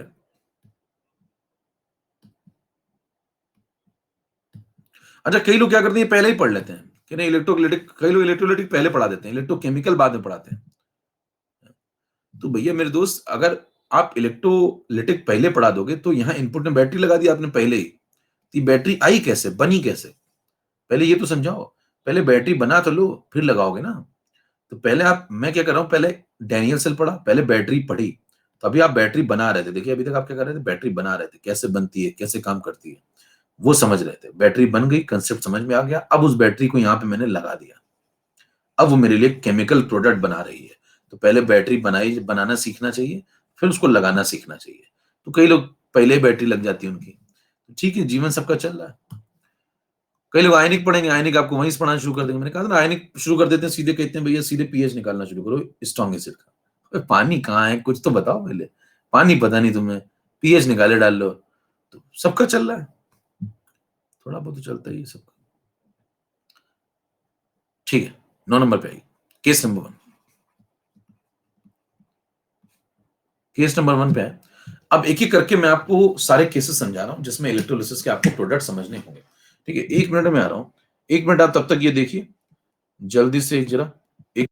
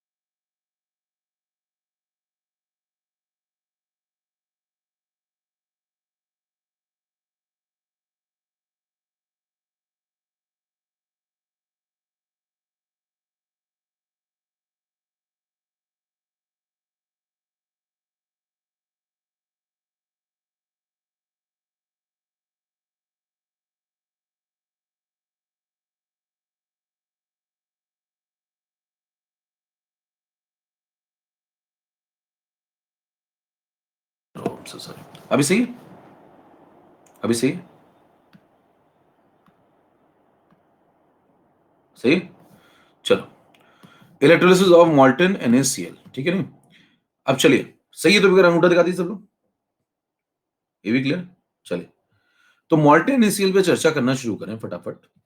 तो मान लीजिए आपने पिघला हुआ या फ्यूज्ड फॉर्म में ना, मॉल्टन बोलिए या फिर फ्यूज्ड बोलिए, अब ये थोड़ा टेक्निकल पार्ट है जरा, और ये सब पार्ट समझ में लोगों को नहीं आते, ये जो इलेक्ट्रोलिसिस में क्वालिटेटिव वाला पार्ट है, हालांकि समझ में तो क्वांटिटेटिव भी नहीं आते। तो ये पहले इसको फोकस करिए, ये हम लोग जो पढ़ रहे हैं इसको बोलते हैं क्वालिटेटिव पार्ट। क्या बोलते हैं? देखिए, दो पार्ट होते हैं, एक होता है क्वालिटेटिव और एक होता है क्वांटिटेटिव। तो क्वालिटेटिव का मतलब होता है वो हिस्सा जिसमें हम ये सीखेंगे कि कौन बनेगा, ठीक है, और क्वांटिटेटिव में हम ये सीखेंगे कितना बनेगा, उसमें फैराडे लॉ आएगा, ठीक है। अब मुद्दा यह है कि पहले अगर आपको क्वालिटेटिव ही नहीं आता है, आपको यही नहीं समझ में आता भैया बनेगा क्या, तो कितना बनेगा वो तो आप एलिजिबल ही नहीं ना बताने के लिए। समझ पा रहे हैं? तो पहले आपको बहुत ढंग से क्वालिटेटिव आना चाहिए, नहीं तो सवाल आएगा आपको क्वालिटेटिव ही नहीं आता तो क्वांटिटेटिव तो आपका कदम ही हो गया, वो अपने आप फिनिश हो गया, फिर कोर्स खत्म है आपका जल्दी से। तो अगर ये ना समझ में आए तो आपका इलेक्ट्रो खत्म हो गया, फिर आप बैठिए इंतजार करिए अगला चैप्टर का। इसको ध्यान समझिए, इलेक्ट्रोलिसिस ऑफ मॉल्टन और फ्यूज्ड NaCl। तो आपने क्या किया, एक पिघला हुआ NaCl लिया और इसको भर दिया, इसकी इलेक्ट्रोलिसिस करवाई। इसमें पानी नहीं है, ध्यान दीजिए, फ्यूज्ड वर्ड है, मॉल्टन वर्ड है, इसका मतलब पानी नहीं है, एक्वस मीडियम नहीं दिया इसको। अच्छा, कौन से electrode in the presence of, पूरी बात देखें ना ध्यान से, इन द प्रेजेंस ऑफ कौन से इलेक्ट्रोड लिए मैंने? Inert electrode. और एक बात आप पूरी बात मेरी सुन लेंगे तो मतलब आपके मतलब यहां भी मोक्ष की प्राप्ति हो जाएगी आपको, इस कंसेप्ट में भी। इनर्ट इलेक्ट्रोड या फिर इसको बोलते हैं नॉन अटैकिंग इलेक्ट्रोड। क्या बोलते हैं? Non attacking electrodes. ऐसे इलेक्ट्रोड्स अगर आप लेते हैं जो रिएक्टिव नहीं है, इनर्ट है, जैसे उदाहरण के तौर पे आपने प्लेटिनम ले लिया, ठीक है, ग्रेफाइट इलेक्ट्रोड, प्लेटिनम, इस प्रकार के इलेक्ट्रोड अगर आप लेते हैं और आप सर्किट तैयार करते हैं, तो मान लीजिए आपने प्लेटिनम इलेक्ट्रोड का इस्तेमाल किया और आप इलेक्ट्रोलिसिस कराने के लिए आगे बढ़ रहे हैं। तो ये हमारा प्लेटिनम इलेक्ट्रोड है, ये हमारा इलेक्ट्रोलाइट है, और हम लोग क्वालिटेटिव पढ़ना शुरू कर रहे हैं। आइए समझते हैं। मैंने एक सबसे पहले कंटेनर लिया और इस कंटेनर के अंदर इसको भर दिया, जिसकी भी आपको इलेक्ट्रोलिसिस करवानी थी उसको कंटेनर के अंदर भर दिया, और यहां पे दो इलेक्ट्रोड डिप कर दिए। ये दोनों इलेक्ट्रोड प्लेटिनम के हैं, मतलब ये दोनों इनर्ट हैं, रिएक्टिव नहीं है। फिर इन दोनों को मैंने एक बैटरी से, क्योंकि इनपुट में सोर्स देना पड़ेगा, तो मैंने एक बैटरी से कनेक्ट कर दिया। ध्यान दीजिए, जब हम इलेक्ट्रोकेमिकल सेल पढ़ते थे तो वहां हम कोई बैटरी थोड़ी लगाते थे यहाँ पे। हाँ भाई, जब इलेक्ट्रोकेमिकल सेल पढ़ते थे यहाँ क्या कोई बैटरी लगाते थे? नहीं, यहाँ तो मैं आउटपुट मिल रहा था, गैल्वेनोमीटर लगाते थे, ये मेजर करने के लिए भाई साहब की बैटरी बन गई, सर्किट चल रहा है कि नहीं चल रहा है। तो आप पहले क्या पढ़ते थे? पहले बैटरी बनाना सीख रहे थे, गैल्वेनोमीटर लगाते थे, करंट आउटपुट में मिलती थी आपको। अभी आप बैटरी खुद लगा रहे हैं इनपुट में, तो ये बैटरी इस बार इनपुट में दे दी मैंने, ये मेरे को करंट फ्लो कराएगी और उससे मुझे प्रोडक्ट मिलेंगे, ठीक है। तो मकसद ही अलग है, पूरा कंसेप्ट ही अलग है। तो यहां बताओ मैंने क्या भर दिया? यहां भर दिया मैंने जिसकी इलेक्ट्रोलिसिस करवानी है, तो आपने भर दिया यहाँ पे मॉल्टन या फ्यूज्ड NaCl। ध्यान दीजिए, यहां पानी की एक भी बूंद नहीं है, ठीक है। और ये जो इलेक्ट्रोड्स आपने लिए हैं ये दोनों प्लेटिनम के हैं, ये भी और ये भी। तो ये दोनों इनर्ट इलेक्ट्रोड है, इस पे चर्चा हो चुकी है, नॉन अटैकिंग। अब शुरू करो भाई, कैसे क्या होगा? पहली चीज तो बताइए, ये सब जो क्रिया हो रही है, पूरी प्रक्रिया जो हो रही है, अपने आप हो रही है, हम करवा रहे हैं? तो हम कहेंगे हम करवा रहे हैं, नॉन स्पॉन्टेनियस है। बैटरी आप इनपुट में लगा रहे हैं, लगातार लगा के बैठे रहेंगे, करंट आप फ्लो कराएंगे तभी होगा ना ये सब। तो हम करवा रहे हैं, अपने आप नहीं हो रहा है। तो यहाँ वो सब चर्चा तो करनी नहीं कि कब स्पॉन्टेनियस होगा कब नॉन, भाई हम ही करवा रहे हैं ना, तो फिर ये सब चर्चा थोड़ी करेंगे, हम तो जबरदस्ती करवा रहे हैं, करिए। समझ पा रहे हैं? हम तो जबरदस्ती करवा रहे हैं, करिए ये प्रोसेस। तो बताइए, इसका मतलब आप जब ये करवाना शुरू करेंगे तो सबसे पहला काम क्या होगा? करंट का फ्लो स्टार्ट हो जाएगा। तो यहां से करंट इस तरफ फ्लो करेगी बैटरी से, और जो बैटरी से करंट फ्लो करेगी तो उसके अपोजिट डायरेक्शन में इलेक्ट्रॉन का फ्लो होगा, उसके अपोजिट डायरेक्शन में इलेक्ट्रॉन का फ्लो होगा। और जब इलेक्ट्रॉन का, सुनते हैं ध्यान से, इलेक्ट्रॉन का फ्लो इसके अपोजिट डायरेक्शन में जब होगा तो इलेक्ट्रॉन यहां से यहां ऐसे पहुंचना शुरू होंगे इस पे, और जब इस पे इलेक्ट्रॉन फ्लो इधर पहुंचना शुरू हो जाएंगे तो ये वाला जो इलेक्ट्रोड इस पे नेगेटिव कलेक्ट होना शुरू हो जाएगा, इस पे नेगेटिव चार्ज आना शुरू हो जाएगा, और जब इस पे नेगेटिव चार्ज शुरू हो जाएगा तो ये नेगेटिव इलेक्ट्रोड बन जाएगा, और ध्यान दीजिए इलेक्ट्रॉन का फ्लो अगर आप ध्यान से देख रहे हो तो इलेक्ट्रॉन यहां से इस तरफ ऐसे जा रहा है, तो इस तरफ से इस तरफ इलेक्ट्रॉन आ रहे हैं, तो ये वाला सिरा नेगेटिव हो गया, तो ये वाला रिस्पेक्टिव उसके पॉजिटिव कहलाएगा, तो इसमें पॉजिटिव कंटेंट डेवलप हो रहा है रिलेटिवली, तो ये पॉजिटिव कंटेंट डेवलप हो रहा है। आप कहेंगे ये वाली रॉड निगेटिवली चार्ज होती जाएगी, ये वाली रिलेटिवली पॉजिटिव चार्ज हो जाएगी। अब अगर ऐसा हो गया तो सर्किट में कौन भरा हुआ है? NaCl। अब भैया सर्किट में जो NaCl भरा हुआ है उसको फील होगा कि वहां दो आयन है, कौन कौन से? Na पॉजिटिव और Cl नेगेटिव, Na पॉजिटिव और Cl नेगेटिव। एक्वस एक्वस लिख दें दोनों के नीचे, Na पॉजिटिव Cl नेगेटिव नीचे एक्वस एक्वस लिख दें, है ना। अगर आपके अंदर से पहली बार में यस निकला है तो पहचानिए ये लक्षण है प्रारंभिक, फिर से नहीं लिखना है, ये मैं आपको बार बार बता रहा हूं, नहीं लिखना है। जो पहली बार अंदर से, अगर आप बालो बाहर तो आपने नो लिख दिया यहाँ पे, लेकिन अंदर से आवाज आई थी हाँ हाँ लिख दो लिख दो, बस है, बताना नहीं किसी को, अंदर ही मान लीजिएगा हाँ है, ठीक है चलिए। तो देखिए यहाँ पे Na प्लस और Cl नेगेटिव है मेरे दोस्त, या तो जगह बना लेते हैं इनके खेलने के लिए।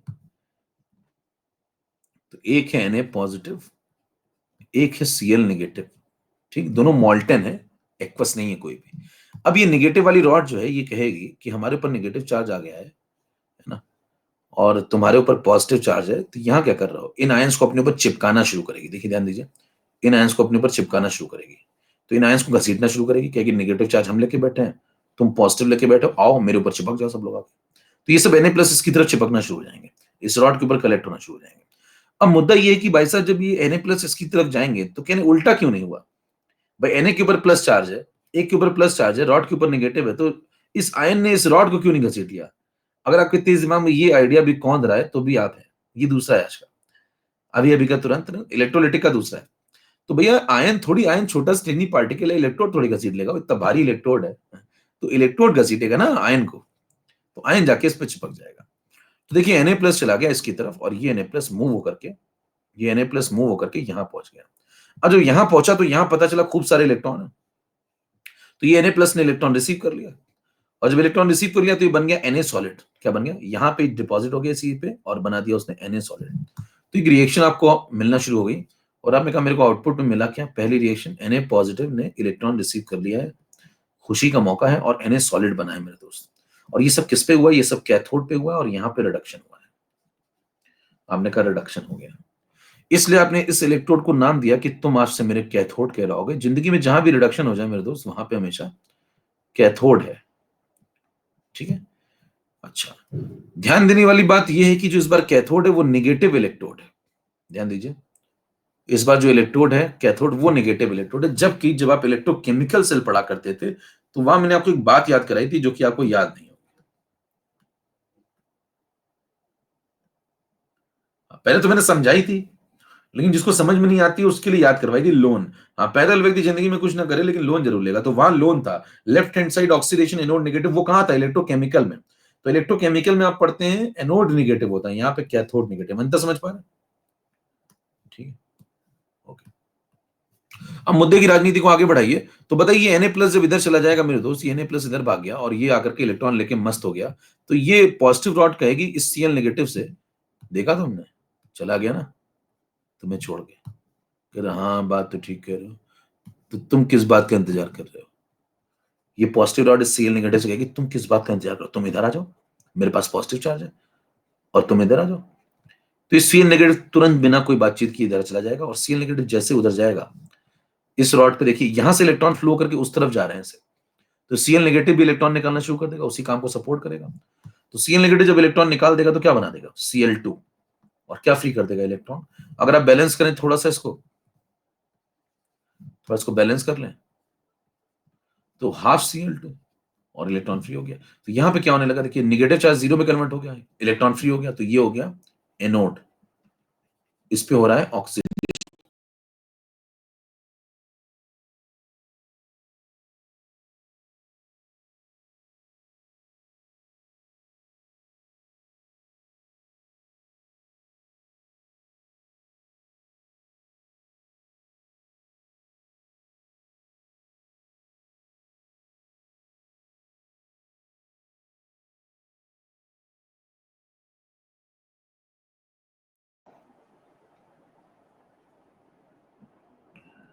अभी सही सही है। कहां तक थे, कब गया?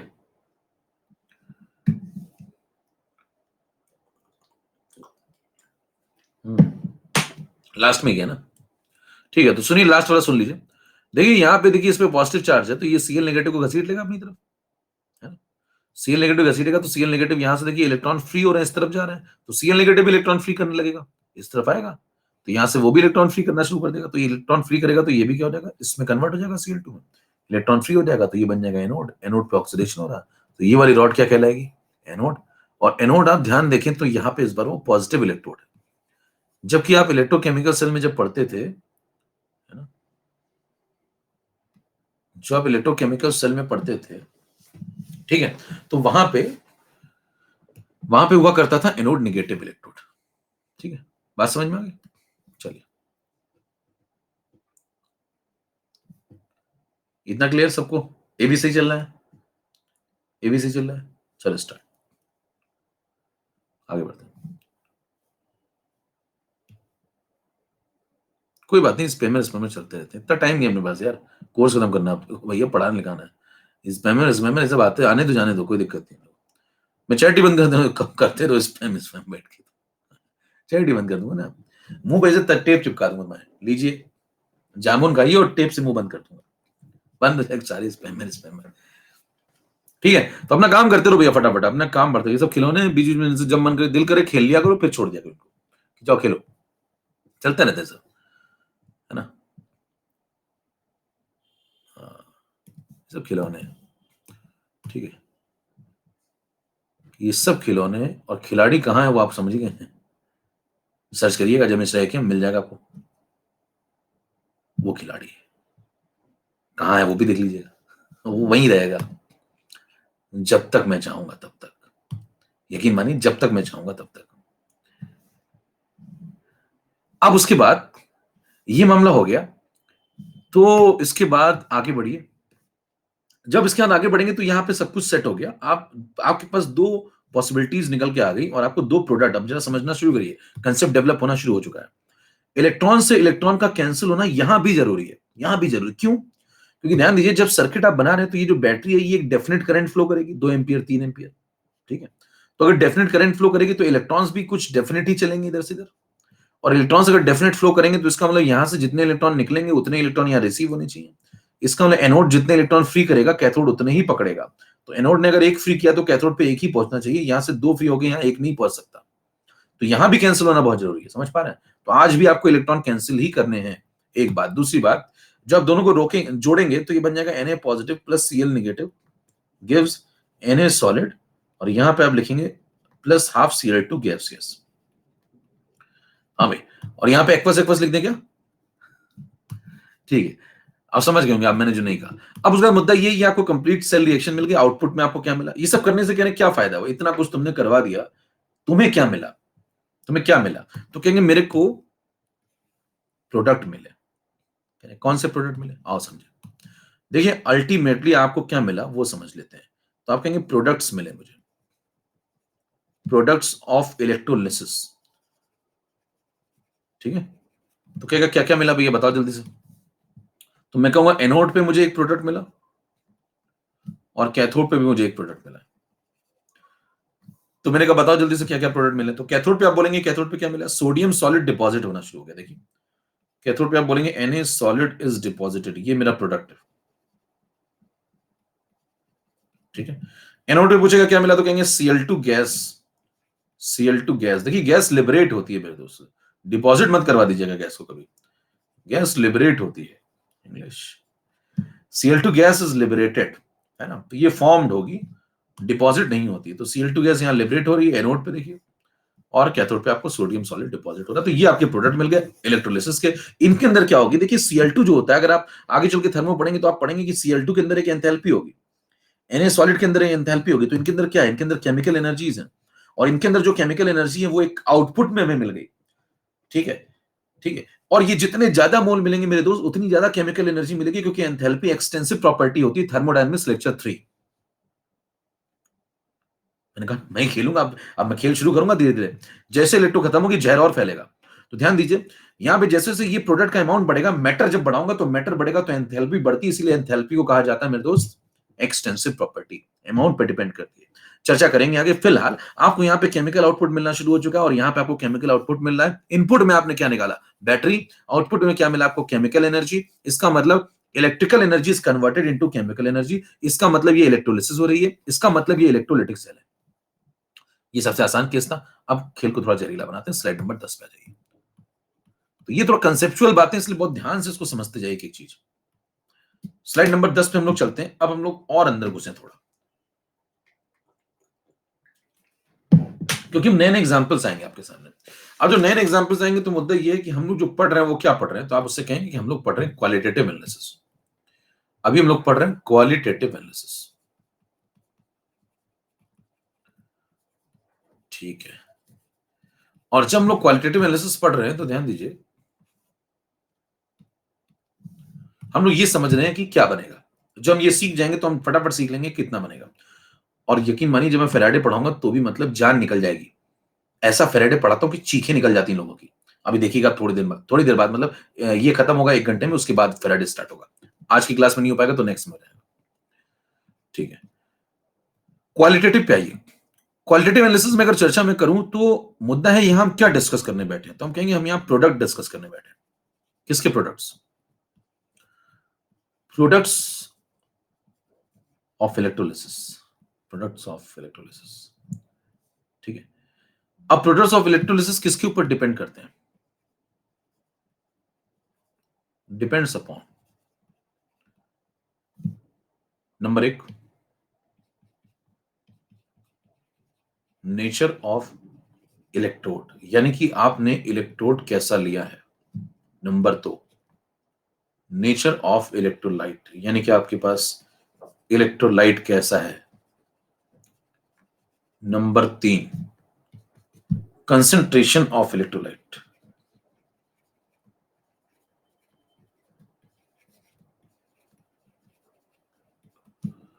इलेक्ट्रोलिटिक सॉल्यूशन यहां लिख लीजिए पूरा, ठीक। अब ये 3 पॉइंट हैं जिनसे डिसाइड होता है कि जो प्रोडक्ट बनेगा वो कैसा बनेगा और वो क्या बनेगा। ध्यान दीजिए, ये बहुत कंसेप्चुअल कंसेप्ट है, इसे बहुत ध्यान समझिएगा।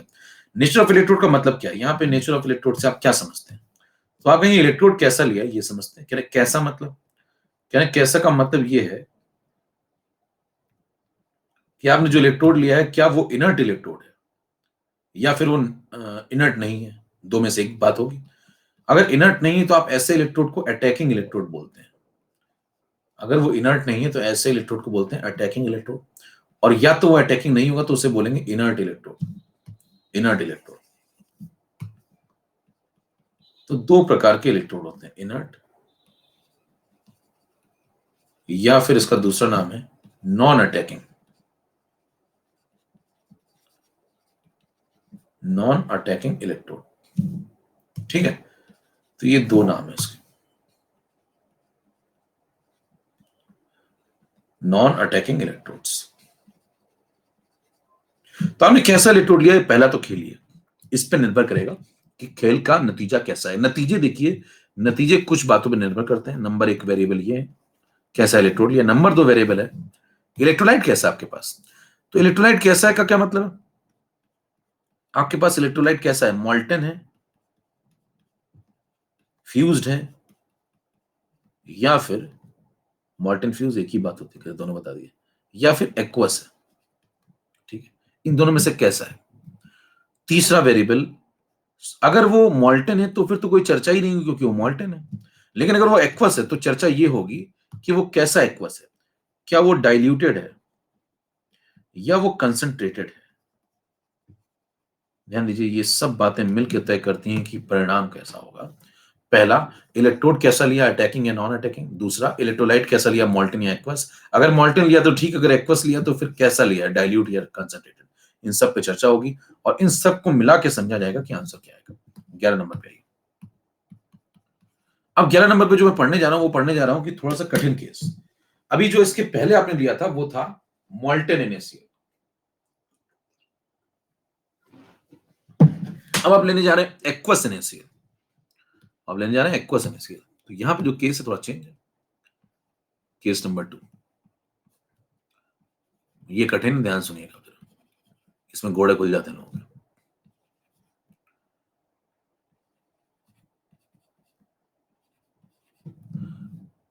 और लौट, कई लोग तो घोड़े लौट ही नहीं आते।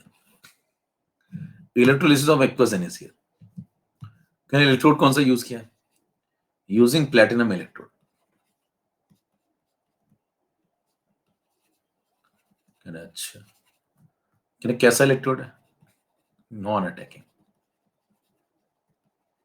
ठीक है,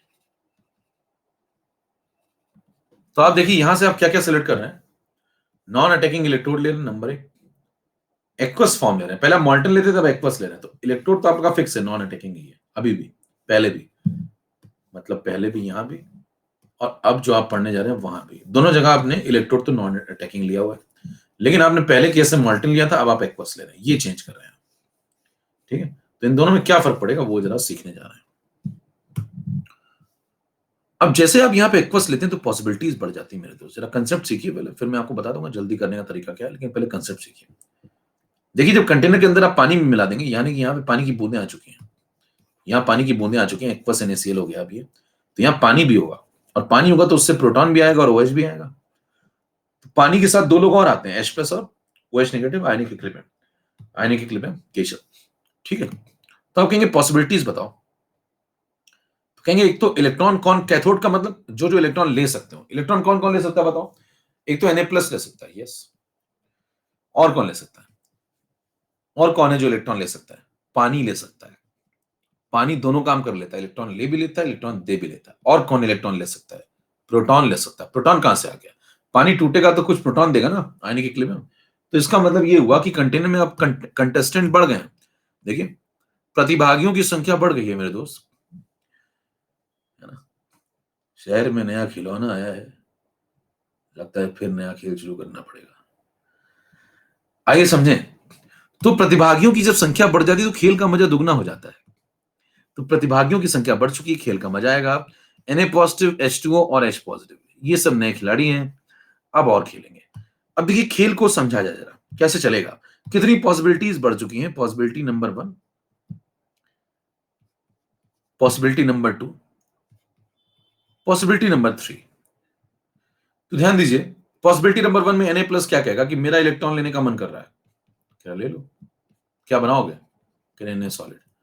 पानी कहता है मेरा भी मन करता है इलेक्ट्रॉन लेने का, कैसे तुम इलेक्ट्रॉन लोगे तो क्या बनाओगे? कहेगा मेरे अंदर दो लोग हैं, H+ है, OH नेगेटिव, दो आयन है मेरे अंदर, है ना, मतलब प्रोटॉन है और ऑक्सीजन ऑक्साइड के फॉर्म में। तो ये जब जो दो इसके, या OH नेगेटिव के फॉर्म में, तो बताइए H+ और OH नेगेटिव दो चीजें फ्री कर रहा है। तो उसमें से इलेक्ट्रॉन कौन लेगा? H+। रिएक्शन कैसे लिख रहे हैं जरा ये समझिए। पानी के अंदर कौन कौन है? H+ है, और कौन निकलेगा? OH नेगेटिव निकलेगा। तो इसका जो H+ है वो प्लस चार्ज लेके बैठा है, और जो प्लस लेके बैठा है वो इलेक्ट्रॉन रिसीव कर लेगा। तो H+ इलेक्ट्रॉन लेके क्या बना देगा? H2, और OH नेगेटिव फ्री हो जाएगा। समझ पा रहे हैं रिएक्शन कैसे लिखा है? कई लोग सब रट लेते हैं, रिएक्शन रट लो, ये रट लो, समझिए हर चीज को। तीसरी पॉसिबिलिटी कौन सी है? प्रोटॉन भी तो इलेक्ट्रॉन ले सकता है। तो जो पानी से पैदा होने वाला प्रोटॉन होगा वही सिस्टम में, और उसने अगर इलेक्ट्रॉन ले लिया तो वो भी H2 बना सकता है।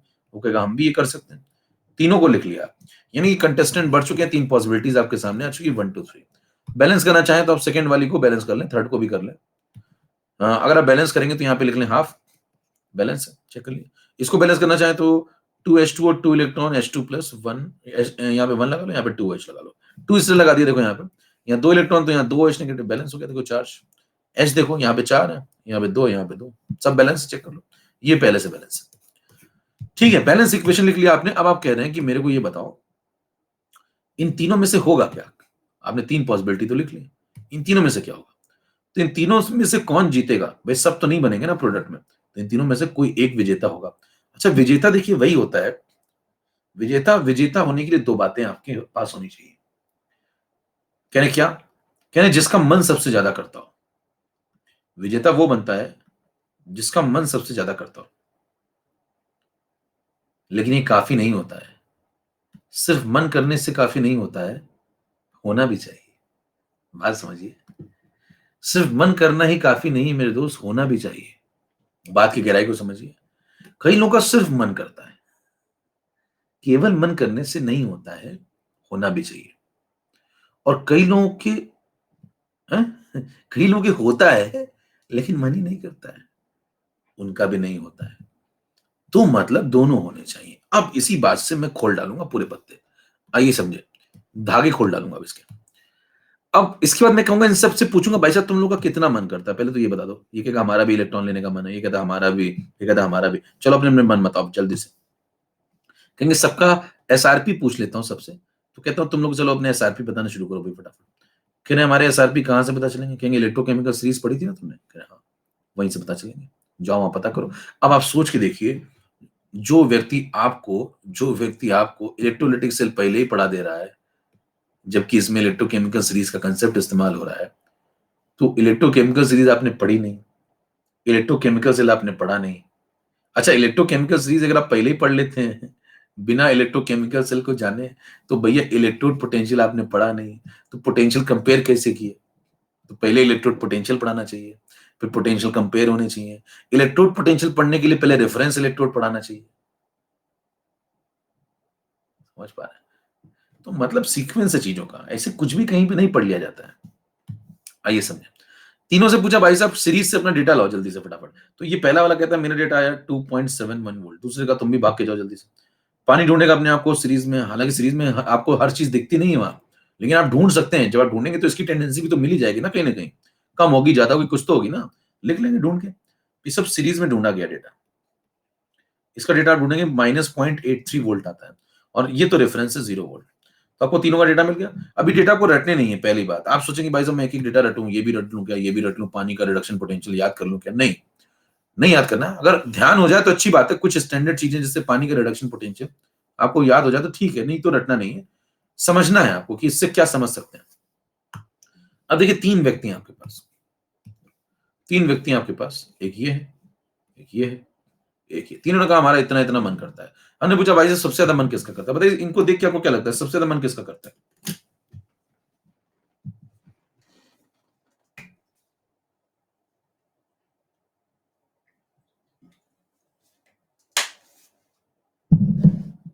सबसे बड़ा कौन इन तीनों में? सबसे बड़ा ये देखो। तो बताइए इस वाले का डेटा सबसे बड़ा है तो इसका मन सबसे ज्यादा करता है इसका मतलब। अब मेरे को बताइए अगर इसका मन सबसे ज्यादा करता है तो बताइए किसको जिता देना चाहिए? कौन सी पॉसिबिलिटी जीतेगी? क्या 3 नंबर वाले को जिता दें?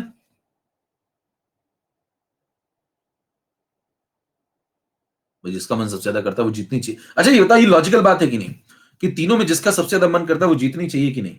मतलब एक लॉजिक ये सपोर्ट कर रहा है कि नहीं कर रहा है? ये बिल्कुल गलत बात है। सपोर्ट कर रहा है मतलब ठीक है, लेकिन लॉजिक है। लेकिन ध्यान दीजिए इसका मन तो बहुत ज्यादा करता है। देखो दोनों निगेटिव है, ये ऊपर वाले निगेटिव निगेटिव, और ये जीरो। जीरो जो होता है वो निगेटिव से बड़ा होता है। तगड़ी बात बताइए। जीरो जो होता है वो निगेटिव से बड़ा होता है, तो ये दोनों से बड़ा, इन दोनों से बड़ा। तो मुद्दा ये है कि इसका मन तो बहुत करता है, लेकिन ध्यान दीजिए ये पॉसिबिलिटी काट दी जाती है। कह रहे क्यों, हमें क्यों काटा? कहेंगे भाई साहब तुम्हारा केवल मन ही करता है, तुम्हारा अमाउंट तो है ही नहीं केशव। इसका केवल मन करता है, इसका अमाउंट ही नहीं है। केशव है ये देखो। कह रहे क्यों? कह रहे तुम बहुत कम हो अमाउंट में। कह रहे ऐसा क्यों, मैं बहुत कम क्यों हूं? मैंने कहा ना एक केशव, याद करो। क्यों याद कर रहे हो, उसको समझ पा रहे हैं? आयनिक, आयनिक। इसीलिए मैंने कहा था आयनिक पढ़ लो। आयनिक नहीं पढ़ोगे तो कुछ नहीं समझ में आएगा। मोल आयनिक ये चैप्टर जिसको नहीं आते ना, उसके लिए सारी दुनिया अंधेरा ही है। मतलब वो सुनता ही रहता है बस। कह मैं सुनता सब कुछ हूं, जिंदगी में समझ कुछ नहीं आया। तो ध्यान ये 10⁻⁷ मोलर कहां से है? जल्दी से टाइप करिए फटाफट, ये 10⁻⁷ मोलर कहां से है? Ionic equilibrium, lecture number 3 type करिए, मिल जाएगा आपको। यहां पे ध्यान दीजिए, अगर आप स्लाइड नंबर करते हैं यहाँ पे 12, तो आपको आयनिक जब पढ़ाई गई थी तो याद करिए वहां पे बातें बताई गई थी। पानी जब टूटता है, क्योंकि यहाँ पानी सोर्स है इसका, जो पानी टूटेगा यहाँ पे H+ बनाएगा, वो H नेगेटिव बनाएगा। तो पानी 25 डिग्री सेल्सियस पे कितना टूटता था इक्विलिब्रियम आने पे? ये 10⁻⁷ बनता था, 10⁻⁷ बनता था। याद आया मामला कुछ? तो H+ और OH बराबर आया करते थे, और दोनों कितने आते थे? 10⁻⁷। कह रहे यहाँ 25 डिग्री, ये कैसे पता चला? कह रहे चेक करिए सेल कितने डिग्री पे चलता है। नस्ट इक्वेशन कितने डिग्री पे चलाते हैं? नस्ट इक्वेशन पूरी कितने पे चलाते हैं? 25 डिग्री पे। सेल कितने पे चलता है? 25 डिग्री। बैटरीज कितने पे काम करती हैं? 25 डिग्री पे। पूरी इलेक्ट्रोकेमिस्ट्री कितने पे चल रही है? 25 डिग्री पे। तो ये भी कितने डिग्री पे खेलेगा? 25 डिग्री पे। समझ पा रहे हैं? तो इसका मतलब ये हुआ मेरे दोस्त कि 25 डिग्री पे बहुत कम आपको H पॉजिटिव देता है, और ये बहुत H पॉजिटिव कम देता है, तो इसका मतलब इसका मन तो बहुत ज्यादा करता है, सबसे ज्यादा, लेकिन ये है इतना कम, नेग्लिजिबल अमाउंट है, तो प्रोडक्ट की आप कोई अपेक्षा नहीं कर सकते। कितने लोग पॉइंट समझ में आ गया? पॉइंट समझ में आ रहा? केवल मन करने से नहीं होता, इसलिए मैंने कहा ना, केवल मन करने से नहीं होना होता है, होना भी चाहिए। तो इसका मन बहुत ज्यादा करता था, लेकिन है नेग्लिजिबल, तो इससे प्रोडक्ट की कोई अपेक्षा आप ना करें, ये पॉसिबिलिटी सबसे बेकार है। अब बची दो पॉसिबिलिटी, इन दोनों बताइए किसका मन ज्यादा करता है? अच्छा, इन दोनों में दिक्कत नहीं है अमाउंट की, देखिए पानी भी खूब सारा है, एक्वस, और NaCl भी आपने खूब मिलाया होगा, ऐसा नहीं कि NaCl नेग्लिजिबल मिला है, NaCl भी ठीक ठाक है, तो Na प्लस भी ठीक ठाक है, मतलब अमाउंट दोनों का ठीक है, तो दोनों का अमाउंट ठीक ठाक है, यानी कि दोनों के पास है अमाउंट। अब बस मन देख लो इन दोनों का, इनमें दोनों में से ज्यादा मन किसका? तो आप कहेंगे -0.83 देखो ज्यादा होता है भैया, -0.83 -0.83 ज्यादा होता है किससे? -2.71 से। समझ पा रहे हो मामला? ये तगड़ी सी बताई। तो अगर ये ज्यादा है तो इसका मन ज्यादा करता है ना, इसका मन ज्यादा करता है। और देखो अच्छा खासा गैप है, तो इसका देखो -0.8 इसका -3 के आसपास चल रहा है, तो मतलब गैप भी ठीक ठाक है, तो इसका मन इससे काफी ज्यादा करता है, और इसका अमाउंट भी अच्छा खासा है, तो ये जीत जाएगा, ये पॉसिबिलिटी जीत जाएगी, ये हार जाएगी। इसका मतलब पॉसिबिलिटी नंबर 2 सेलेक्ट हुई, पॉसिबिलिटी नंबर 1 काट देगी। कितने पॉइंट समझ में आ गए? जल्दी से थोड़ी फटाफट। Cathode clear?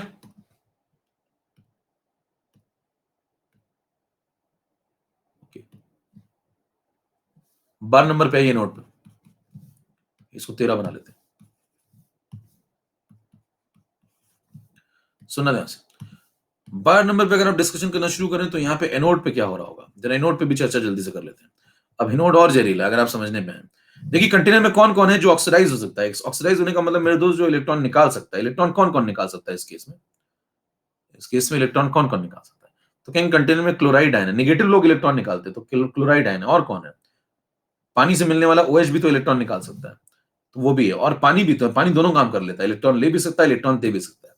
तो 3 कंटेस्टेंट हैं, अगर आप ध्यान से देखें, एक तो Cl नेगेटिव है, इसके पास नेगेटिव चार्ज है, ये इलेक्ट्रॉन दे सकता है, पहला ये। दूसरा कौन है? दूसरा पानी है, पानी दोनों काम करते। तीसरा कौन है? तीसरा OH नेगेटिव है, ठीक है। ये 3 पॉसिबिलिटी, आप तीनों पॉसिबिलिटी आपको समझनी पड़ेगी। तो ध्यान दीजिए, कंसेप्ट ये कहता है तीनों को समझा जाए। 1 2 3, 1 2 3 में आप आइए तो Cl नेगेटिव किस में कन्वर्ट हो रहा है? Cl नेगेटिव कन्वर्ट होगा हाफ Cl2 में, और क्या फ्री कर देगा? इलेक्ट्रॉन। बैलेंस होगी रिएक्शन। पानी इलेक्ट्रॉन दे भी सकता है, ले भी सकता है। जब इलेक्ट्रॉन देगा पानी, ऑक्सीडाइज होगा। तो ध्यान दीजिए, पानी के अंदर कौन कौन है? H+ है, OH नेगेटिव है। OH नेगेटिव के अंदर अगर घुस जाए तो जो ऑक्साइड है वो इलेक्ट्रॉन नेगेटिव चार्ज लेके बैठा है। देखिए ऑक्साइड, ऑक्सीजन जो है ना, ऑक्सीजन, यहाँ पे जो ऑक्सीजन है वो -2 कैरेक्टर लेके बैठा हुआ है। तो ये ऑक्सीजन जो -2 कैरेक्टर लेके बैठा हुआ है, ये अपने अंदर से इलेक्ट्रॉन फ्री करेगा। तो जब ऑक्सीजन -2 वाला इलेक्ट्रॉन फ्री करेगा तो वो O2 में बदल जाएगा। ऑक्सीजन खुद किस में बदल जाएगा? O2 में। समझ पा रहे हैं प्रोडक्ट कैसे लिख रहे हैं? तो ऑक्सीजन बदल के हो गया O2, और ये जो H+ है इसके अंदर, ये टूटा, H+ बना, OH नेगेटिव बना, तो H+ as it is free हो जाएगा। OH नेगेटिव में से H+ फ्री हो जाएगा, और O नेगेटिव -2 जो है वो O2 में कन्वर्ट हो गया। तो देखिए O2 बनेगा, प्रोटॉन फ्री हो जाएगा, और साथ में इलेक्ट्रॉन फ्री हो जाएंगे, क्योंकि ऑक्सीडेशन है। समझ पा रहे रिएक्शन कैसे लिख रहे हैं? पहले आप क्या करते थे, याद करो, पहले आप यहाँ क्या समझाया था मैंने? पानी इलेक्ट्रॉन लेगा, इलेक्ट्रॉन लेगा तो क्या करेगा? H+ इलेक्ट्रॉन रिसीव करेगा, पॉजिटिव वाली चीज इलेक्ट्रॉन रिसीव करेगी, तो क्या बनाएगी? H2, और OH फ्री हो जाएगा। यहां मैं क्या समझा रहा हूं? नेगेटिव वाली चीज इलेक्ट्रॉन, पॉजिटिव वाली चीज इलेक्ट्रॉन रिसीव कर रही थी। यहां पे देखो, यहां पे समझो H+ है, OH है, पॉजिटिव वाली चीज ने इलेक्ट्रॉन रिसीव किया, H2 बना दिया, OH फ्री हो गया। यहां क्या बोलोगे? H+ है, OH नेगेटिव है, H+ तो एज इट इज फ्री हो गया, OH नेगेटिव का जो ऑक्साइड था उसने इलेक्ट्रॉन रिलीज कर दिया, और वो O2 बन गया। समझ में रिएक्शन कैसे लिख रहे हैं? तो हर चीज का लॉजिक होता है, ऐसे नहीं बस रटते जाना। बैलेंस करो इसको फटाफट। बैलेंस करने पे आप आए तो यहाँ पे लगा लें 2H2O 1O2 4H positive 4 electron. Check कर ली रिएक्शन बैलेंस है। तो बैलेंसिंग वगैरह आपको क्लियर होनी चाहिए फटाफट की, जल्दी जल्दी, वहां पे टाइम नहीं लगना चाहिए। सब बैलेंसिंग इतनी बार होनी चाहिए दिमाग में कि वहां खटाखट हो। तीसरी पॉसिबिलिटी ये है कि ये जो OH नेगेटिव है ये भी तो ये कर सकता है इलेक्ट्रॉन निकालने वाला काम। अगर इसने इलेक्ट्रॉन निकाल दिया तो क्या बनाएंगे आप? सवाल होता है बनाएंगे क्या? OH नेगेटिव ने इलेक्ट्रॉन निकाला तो जाहिर सी बात है उसके अंदर कौन है? ऑक्साइड है, O-2, ऑक्सीजन -2 चार्ज लेके बैठा हुआ है, H तो +1 लेके बैठा हुआ है इसके अंदर, है ना। तो O के ऊपर जो -2 कैरेक्टर है वो O2 में कन्वर्ट हो जाएगा, 0 में कन्वर्ट हो गया ना, 0 चार्ज में, तो फिर वो ऑक्सीडाइज हो गया और इलेक्ट्रॉन फ्री हो गया। तो सवाल उठता है फिर ये जो H पॉजिटिव इसके अंदर है क्या वो फ्री हो जाएगा एज इट इज? अगर आपने यहाँ H पॉजिटिव लिख दिया मेरे दोस्त, यहाँ पे आपने H पॉजिटिव लिख दिया तो फिर आप अपराध कर रहे हैं। क्यों? OH नेगेटिव कभी भी H पॉजिटिव नहीं दे सकता। अगर OH H पॉजिटिव देने लगा ऑक्सीडाइज होके, तो फिर तो बेसिक कंटेंट एसिडिक में कन्वर्ट हो जाएगा। तो बेसिक कंटेंट एसिडिक में थोड़ी कन्वर्ट हो जाएगा। तो यहाँ कभी जिंदगी में H पॉजिटिव इस तरह जो लिखा था ना, ये यहाँ नहीं लिख देना। ये H पॉजिटिव यहाँ मत लिख देना, यहाँ लिख दोगे तो खिलवाड़ हो जाएगा। यहाँ पे जो H पॉजिटिव होता है वो OH के साथ कंबाइंड फॉर्म में रहता है H2O बना के। समझ में आ रही रिएक्शन क्या लिख रहे हैं, क्यों लिख रहे हैं, हर एक बात का रीजन है। हेलो, होगी निकल ली है, हलचल नहीं हो रही कुछ, ठीक है। इसको बैलेंस कर सकते हैं आप चाहे तो, यहाँ पे 2H नेगेटिव लगा लो, बाकी बैलेंस कर लो। बैलेंस करोगे, देखो 2 OH है तो 2 इलेक्ट्रॉन लगा लो, चार्ज बैलेंस हो गया। अब ऑक्सीजन को बैलेंस करो, यहाँ पे 2 ऑक्सीजन है, यहाँ पे 2 पहले से है ना, तो यहाँ पे 2 को 1 कर दो, 1/2 कर दो, 1 हो गया, 1 इधर से बैलेंस हो गया, बैलेंस चेक कर लो। 1 ऑक्सीजन यहाँ से, 1 ऑक्सीजन यहाँ से, 2 से बैलेंस हो गया, चार्ज बैलेंस कर ही लिया था हमने, सेट है सब मामला। सब मामला सेट है। तो इनसे पूछो भाई साहब आप लोग का मन कितना करता है, इनको बुलाओ तीनों को। तीनों कहते हैं हम भी करने बैठ के, तीनों को बुलाओ, कहते आ जाओ लाइन में लग जाओ, तीनों के दो लाइन में लग जाओ फटाफट जल्दी से खटाखट, फिर हाँ लग गए, आगे बताओ। फिर तीनों अपना मन बताओ कितना करता है, 1 से पूछो, 2 से पूछो, 3 से पूछो कितना मन करता है। कह मन का मतलब इलेक्ट्रॉन निकालने की टेंडेंसी कितनी है तुम्हारे, किस चीज का मन बताएं। ध्यान दीजिए, उनसे पूछेंगे भाई साहब आप तीनों का मन कितना करता है, तो ये तीनों पूछेंगे किस चीज का मन, कह रहे जो कर रहे हो उसका मन, क्या कर रहे हो, इलेक्ट्रॉन निकाल रहे हो ना, तो उसका मन बताओ, जो कर रहे हो उसी का। पिछली बार किसका मन पूछा था, इलेक्ट्रॉन ले रहे थे, ये कहता हम भी लेंगे, ये कहता हम भी लेंगे, ये कहता हम भी लेना, तो तीनों से पूछा था इलेक्ट्रॉन लेने का मन बताओ। इस बार कहेंगे तीनों से इलेक्ट्रॉन देने का मन बताओ। तो इस बार एसओपी की चर्चा करेंगे, इन तीनों से पूछेंगे मेरे दोस्त एसओपी बता दो अपने जल्दी जल्दी फटाफट। करे कहां से हम लोग एसओपी लाए, करे सीरीज में जाओ, भाग के जाओ सीरीज के पास और सीरीज से पूछो हम लोग का डेटा कितना है। सीरीज बताएगी डेटा। पहले वाले का होता है -1.36 वोल्ट, तो ये सब डेटा मैं अपने घर से नहीं ला रहा हूं, सब सीरीज से लाया हूं।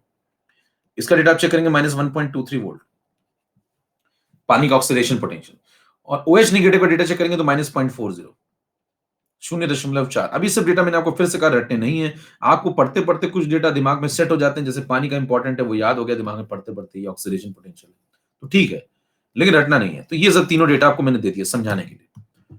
अब ये सब मेरे सपोर्टिंग डेटा है। अब मुद्दा उठता है कि इन तीनों में सबसे ज्यादा कौन है, जल्दी स्ट्राइक करो, सबसे ज्यादा कौन है।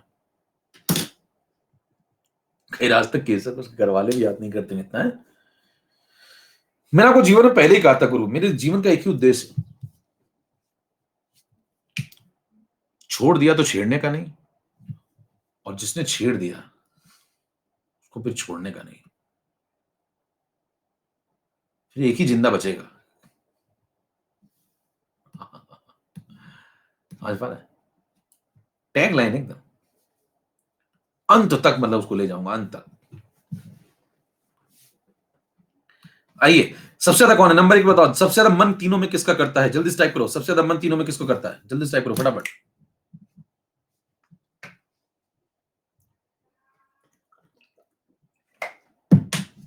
OH का, ठीक है, OH का मन करता है तो बताइए OH को ले लूं क्या, बेस्ट पॉसिबिलिटी मान लूं इसको क्या, OH का मन करता है तो OH को अच्छी मान लूं क्या, नहीं, क्यों, रीजन बताओ जल्दी से, रीजन बताओ जल्दी से,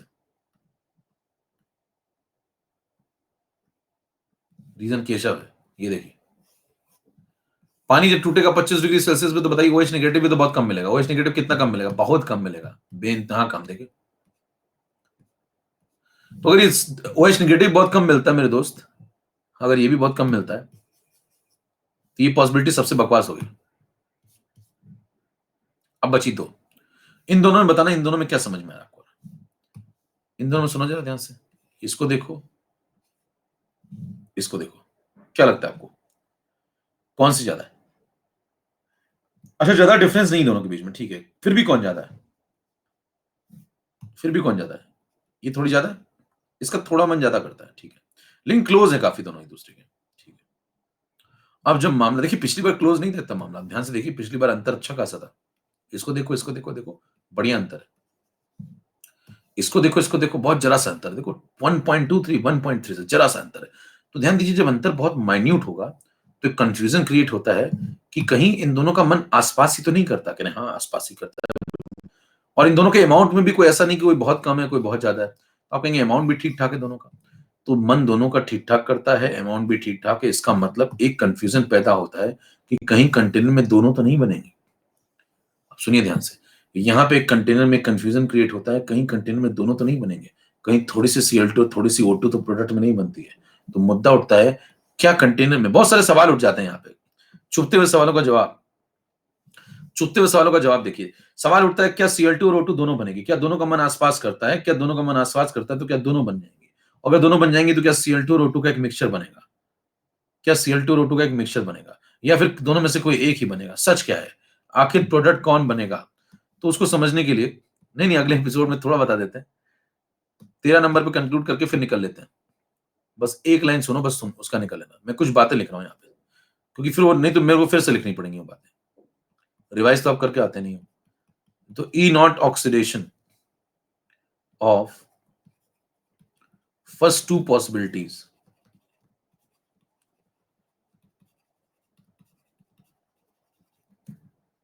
are so close to each other, so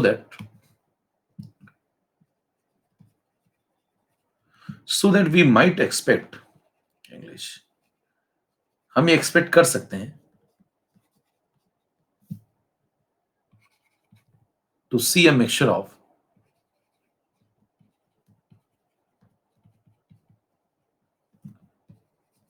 Cl2, language पढ़ी ना से, and O2 at anode.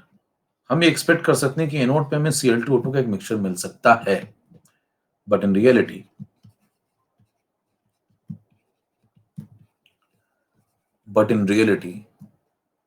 the only product is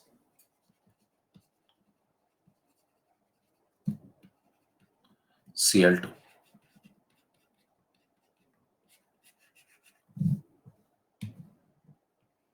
question mark. जवाब है ओवर वोल्टेज।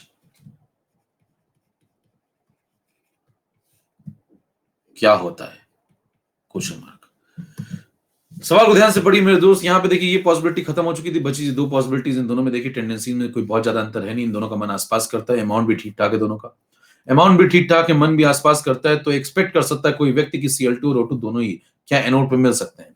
और अगर एक आदमी एक्सपेक्ट करता है तो गलत नहीं एक्सपेक्ट कर रहा है, वो सोच रहा है Cl2 O2 क्या दोनों मिल सकते हैं एनोड पे। लेकिन जब उसने चेक किया तो रियलिटी में ऐसा पाया गया है कि सच्चाई ये है, सच्चाई से जब उसका सामना होता है तो पता चलता है कि Cl2 is the only product. अब सवाल उठता है कि Cl2 केवल क्यों बना, जबकि जबकि ध्यान से देखिए तो मन तो इसका ज्यादा करता था, मन पानी वाले का ज्यादा करता था, Cl2 ज्यादा क्यों बन गया।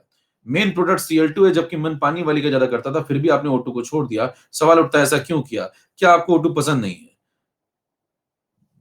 क्या दोनों क्यों नहीं मिले। इन सब सवालों का जवाब है ओवर वोल्टेज। ये क्या होता है, इन सब सवालों का जवाब जानने के लिए देखते रहिए अगला एपिसोड। अगले एपिसोड में खुलासा होगा ओवर वोल्टेज क्या होता है, इसकी वजह से Cl2 क्यों मिलती है, दोनों साथ में क्यों नहीं मिलते हैं, जिसका मन कम करता था उसे आपने क्यों जिता दिया, जिसका मन कम करता तो उसे आपने क्यों जिता दिया। और जबकि जीतना Cl2 को चाहिए था, जीत O2 गया। या तो दोनों बनते हैं, या तो Cl2 बनता अकेला, या तो दोनों बनते हैं, या तो दोनों बनते, या तो O2 बनता अकेला। लेकिन आपने Cl2 को बना दिया, तो मतलब संदेह की स्थिति पैदा होती, ओवर वोल्टेज का कंसेप्ट लगेगा। ये क्या होता है, ये सब चर्चा हम लोग करेंगे अगले टाइम पे। देखते रहिए अगले। हाँ, एक्सपेक्ट कर लेना, expect, oh my God, expect कर लेना है।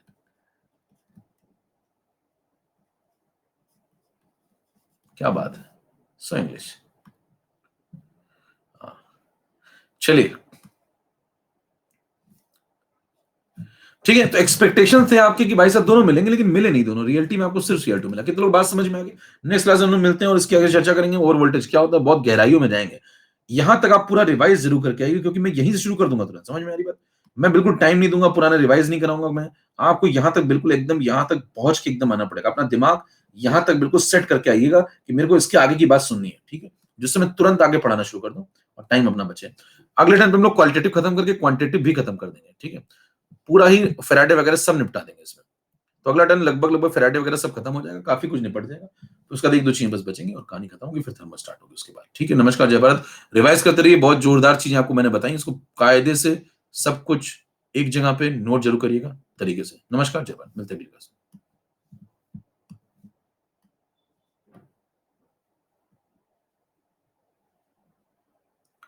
मैराथन लेके सारे चैप्टर रिवाइज करा देना एक बार। मैराथन, ये मैराथन क्या होती भैया, मैराथन लेके सारे चैप्टर कैसी बातें लेते तुम लोग? मैराथन के हम दौड़ेंगे वहां पे?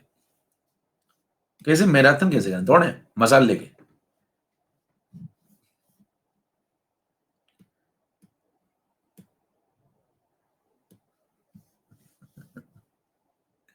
ये यूट्यूब देख देख के तुम लोग यार गजब होगा। One shot, one shot marathon.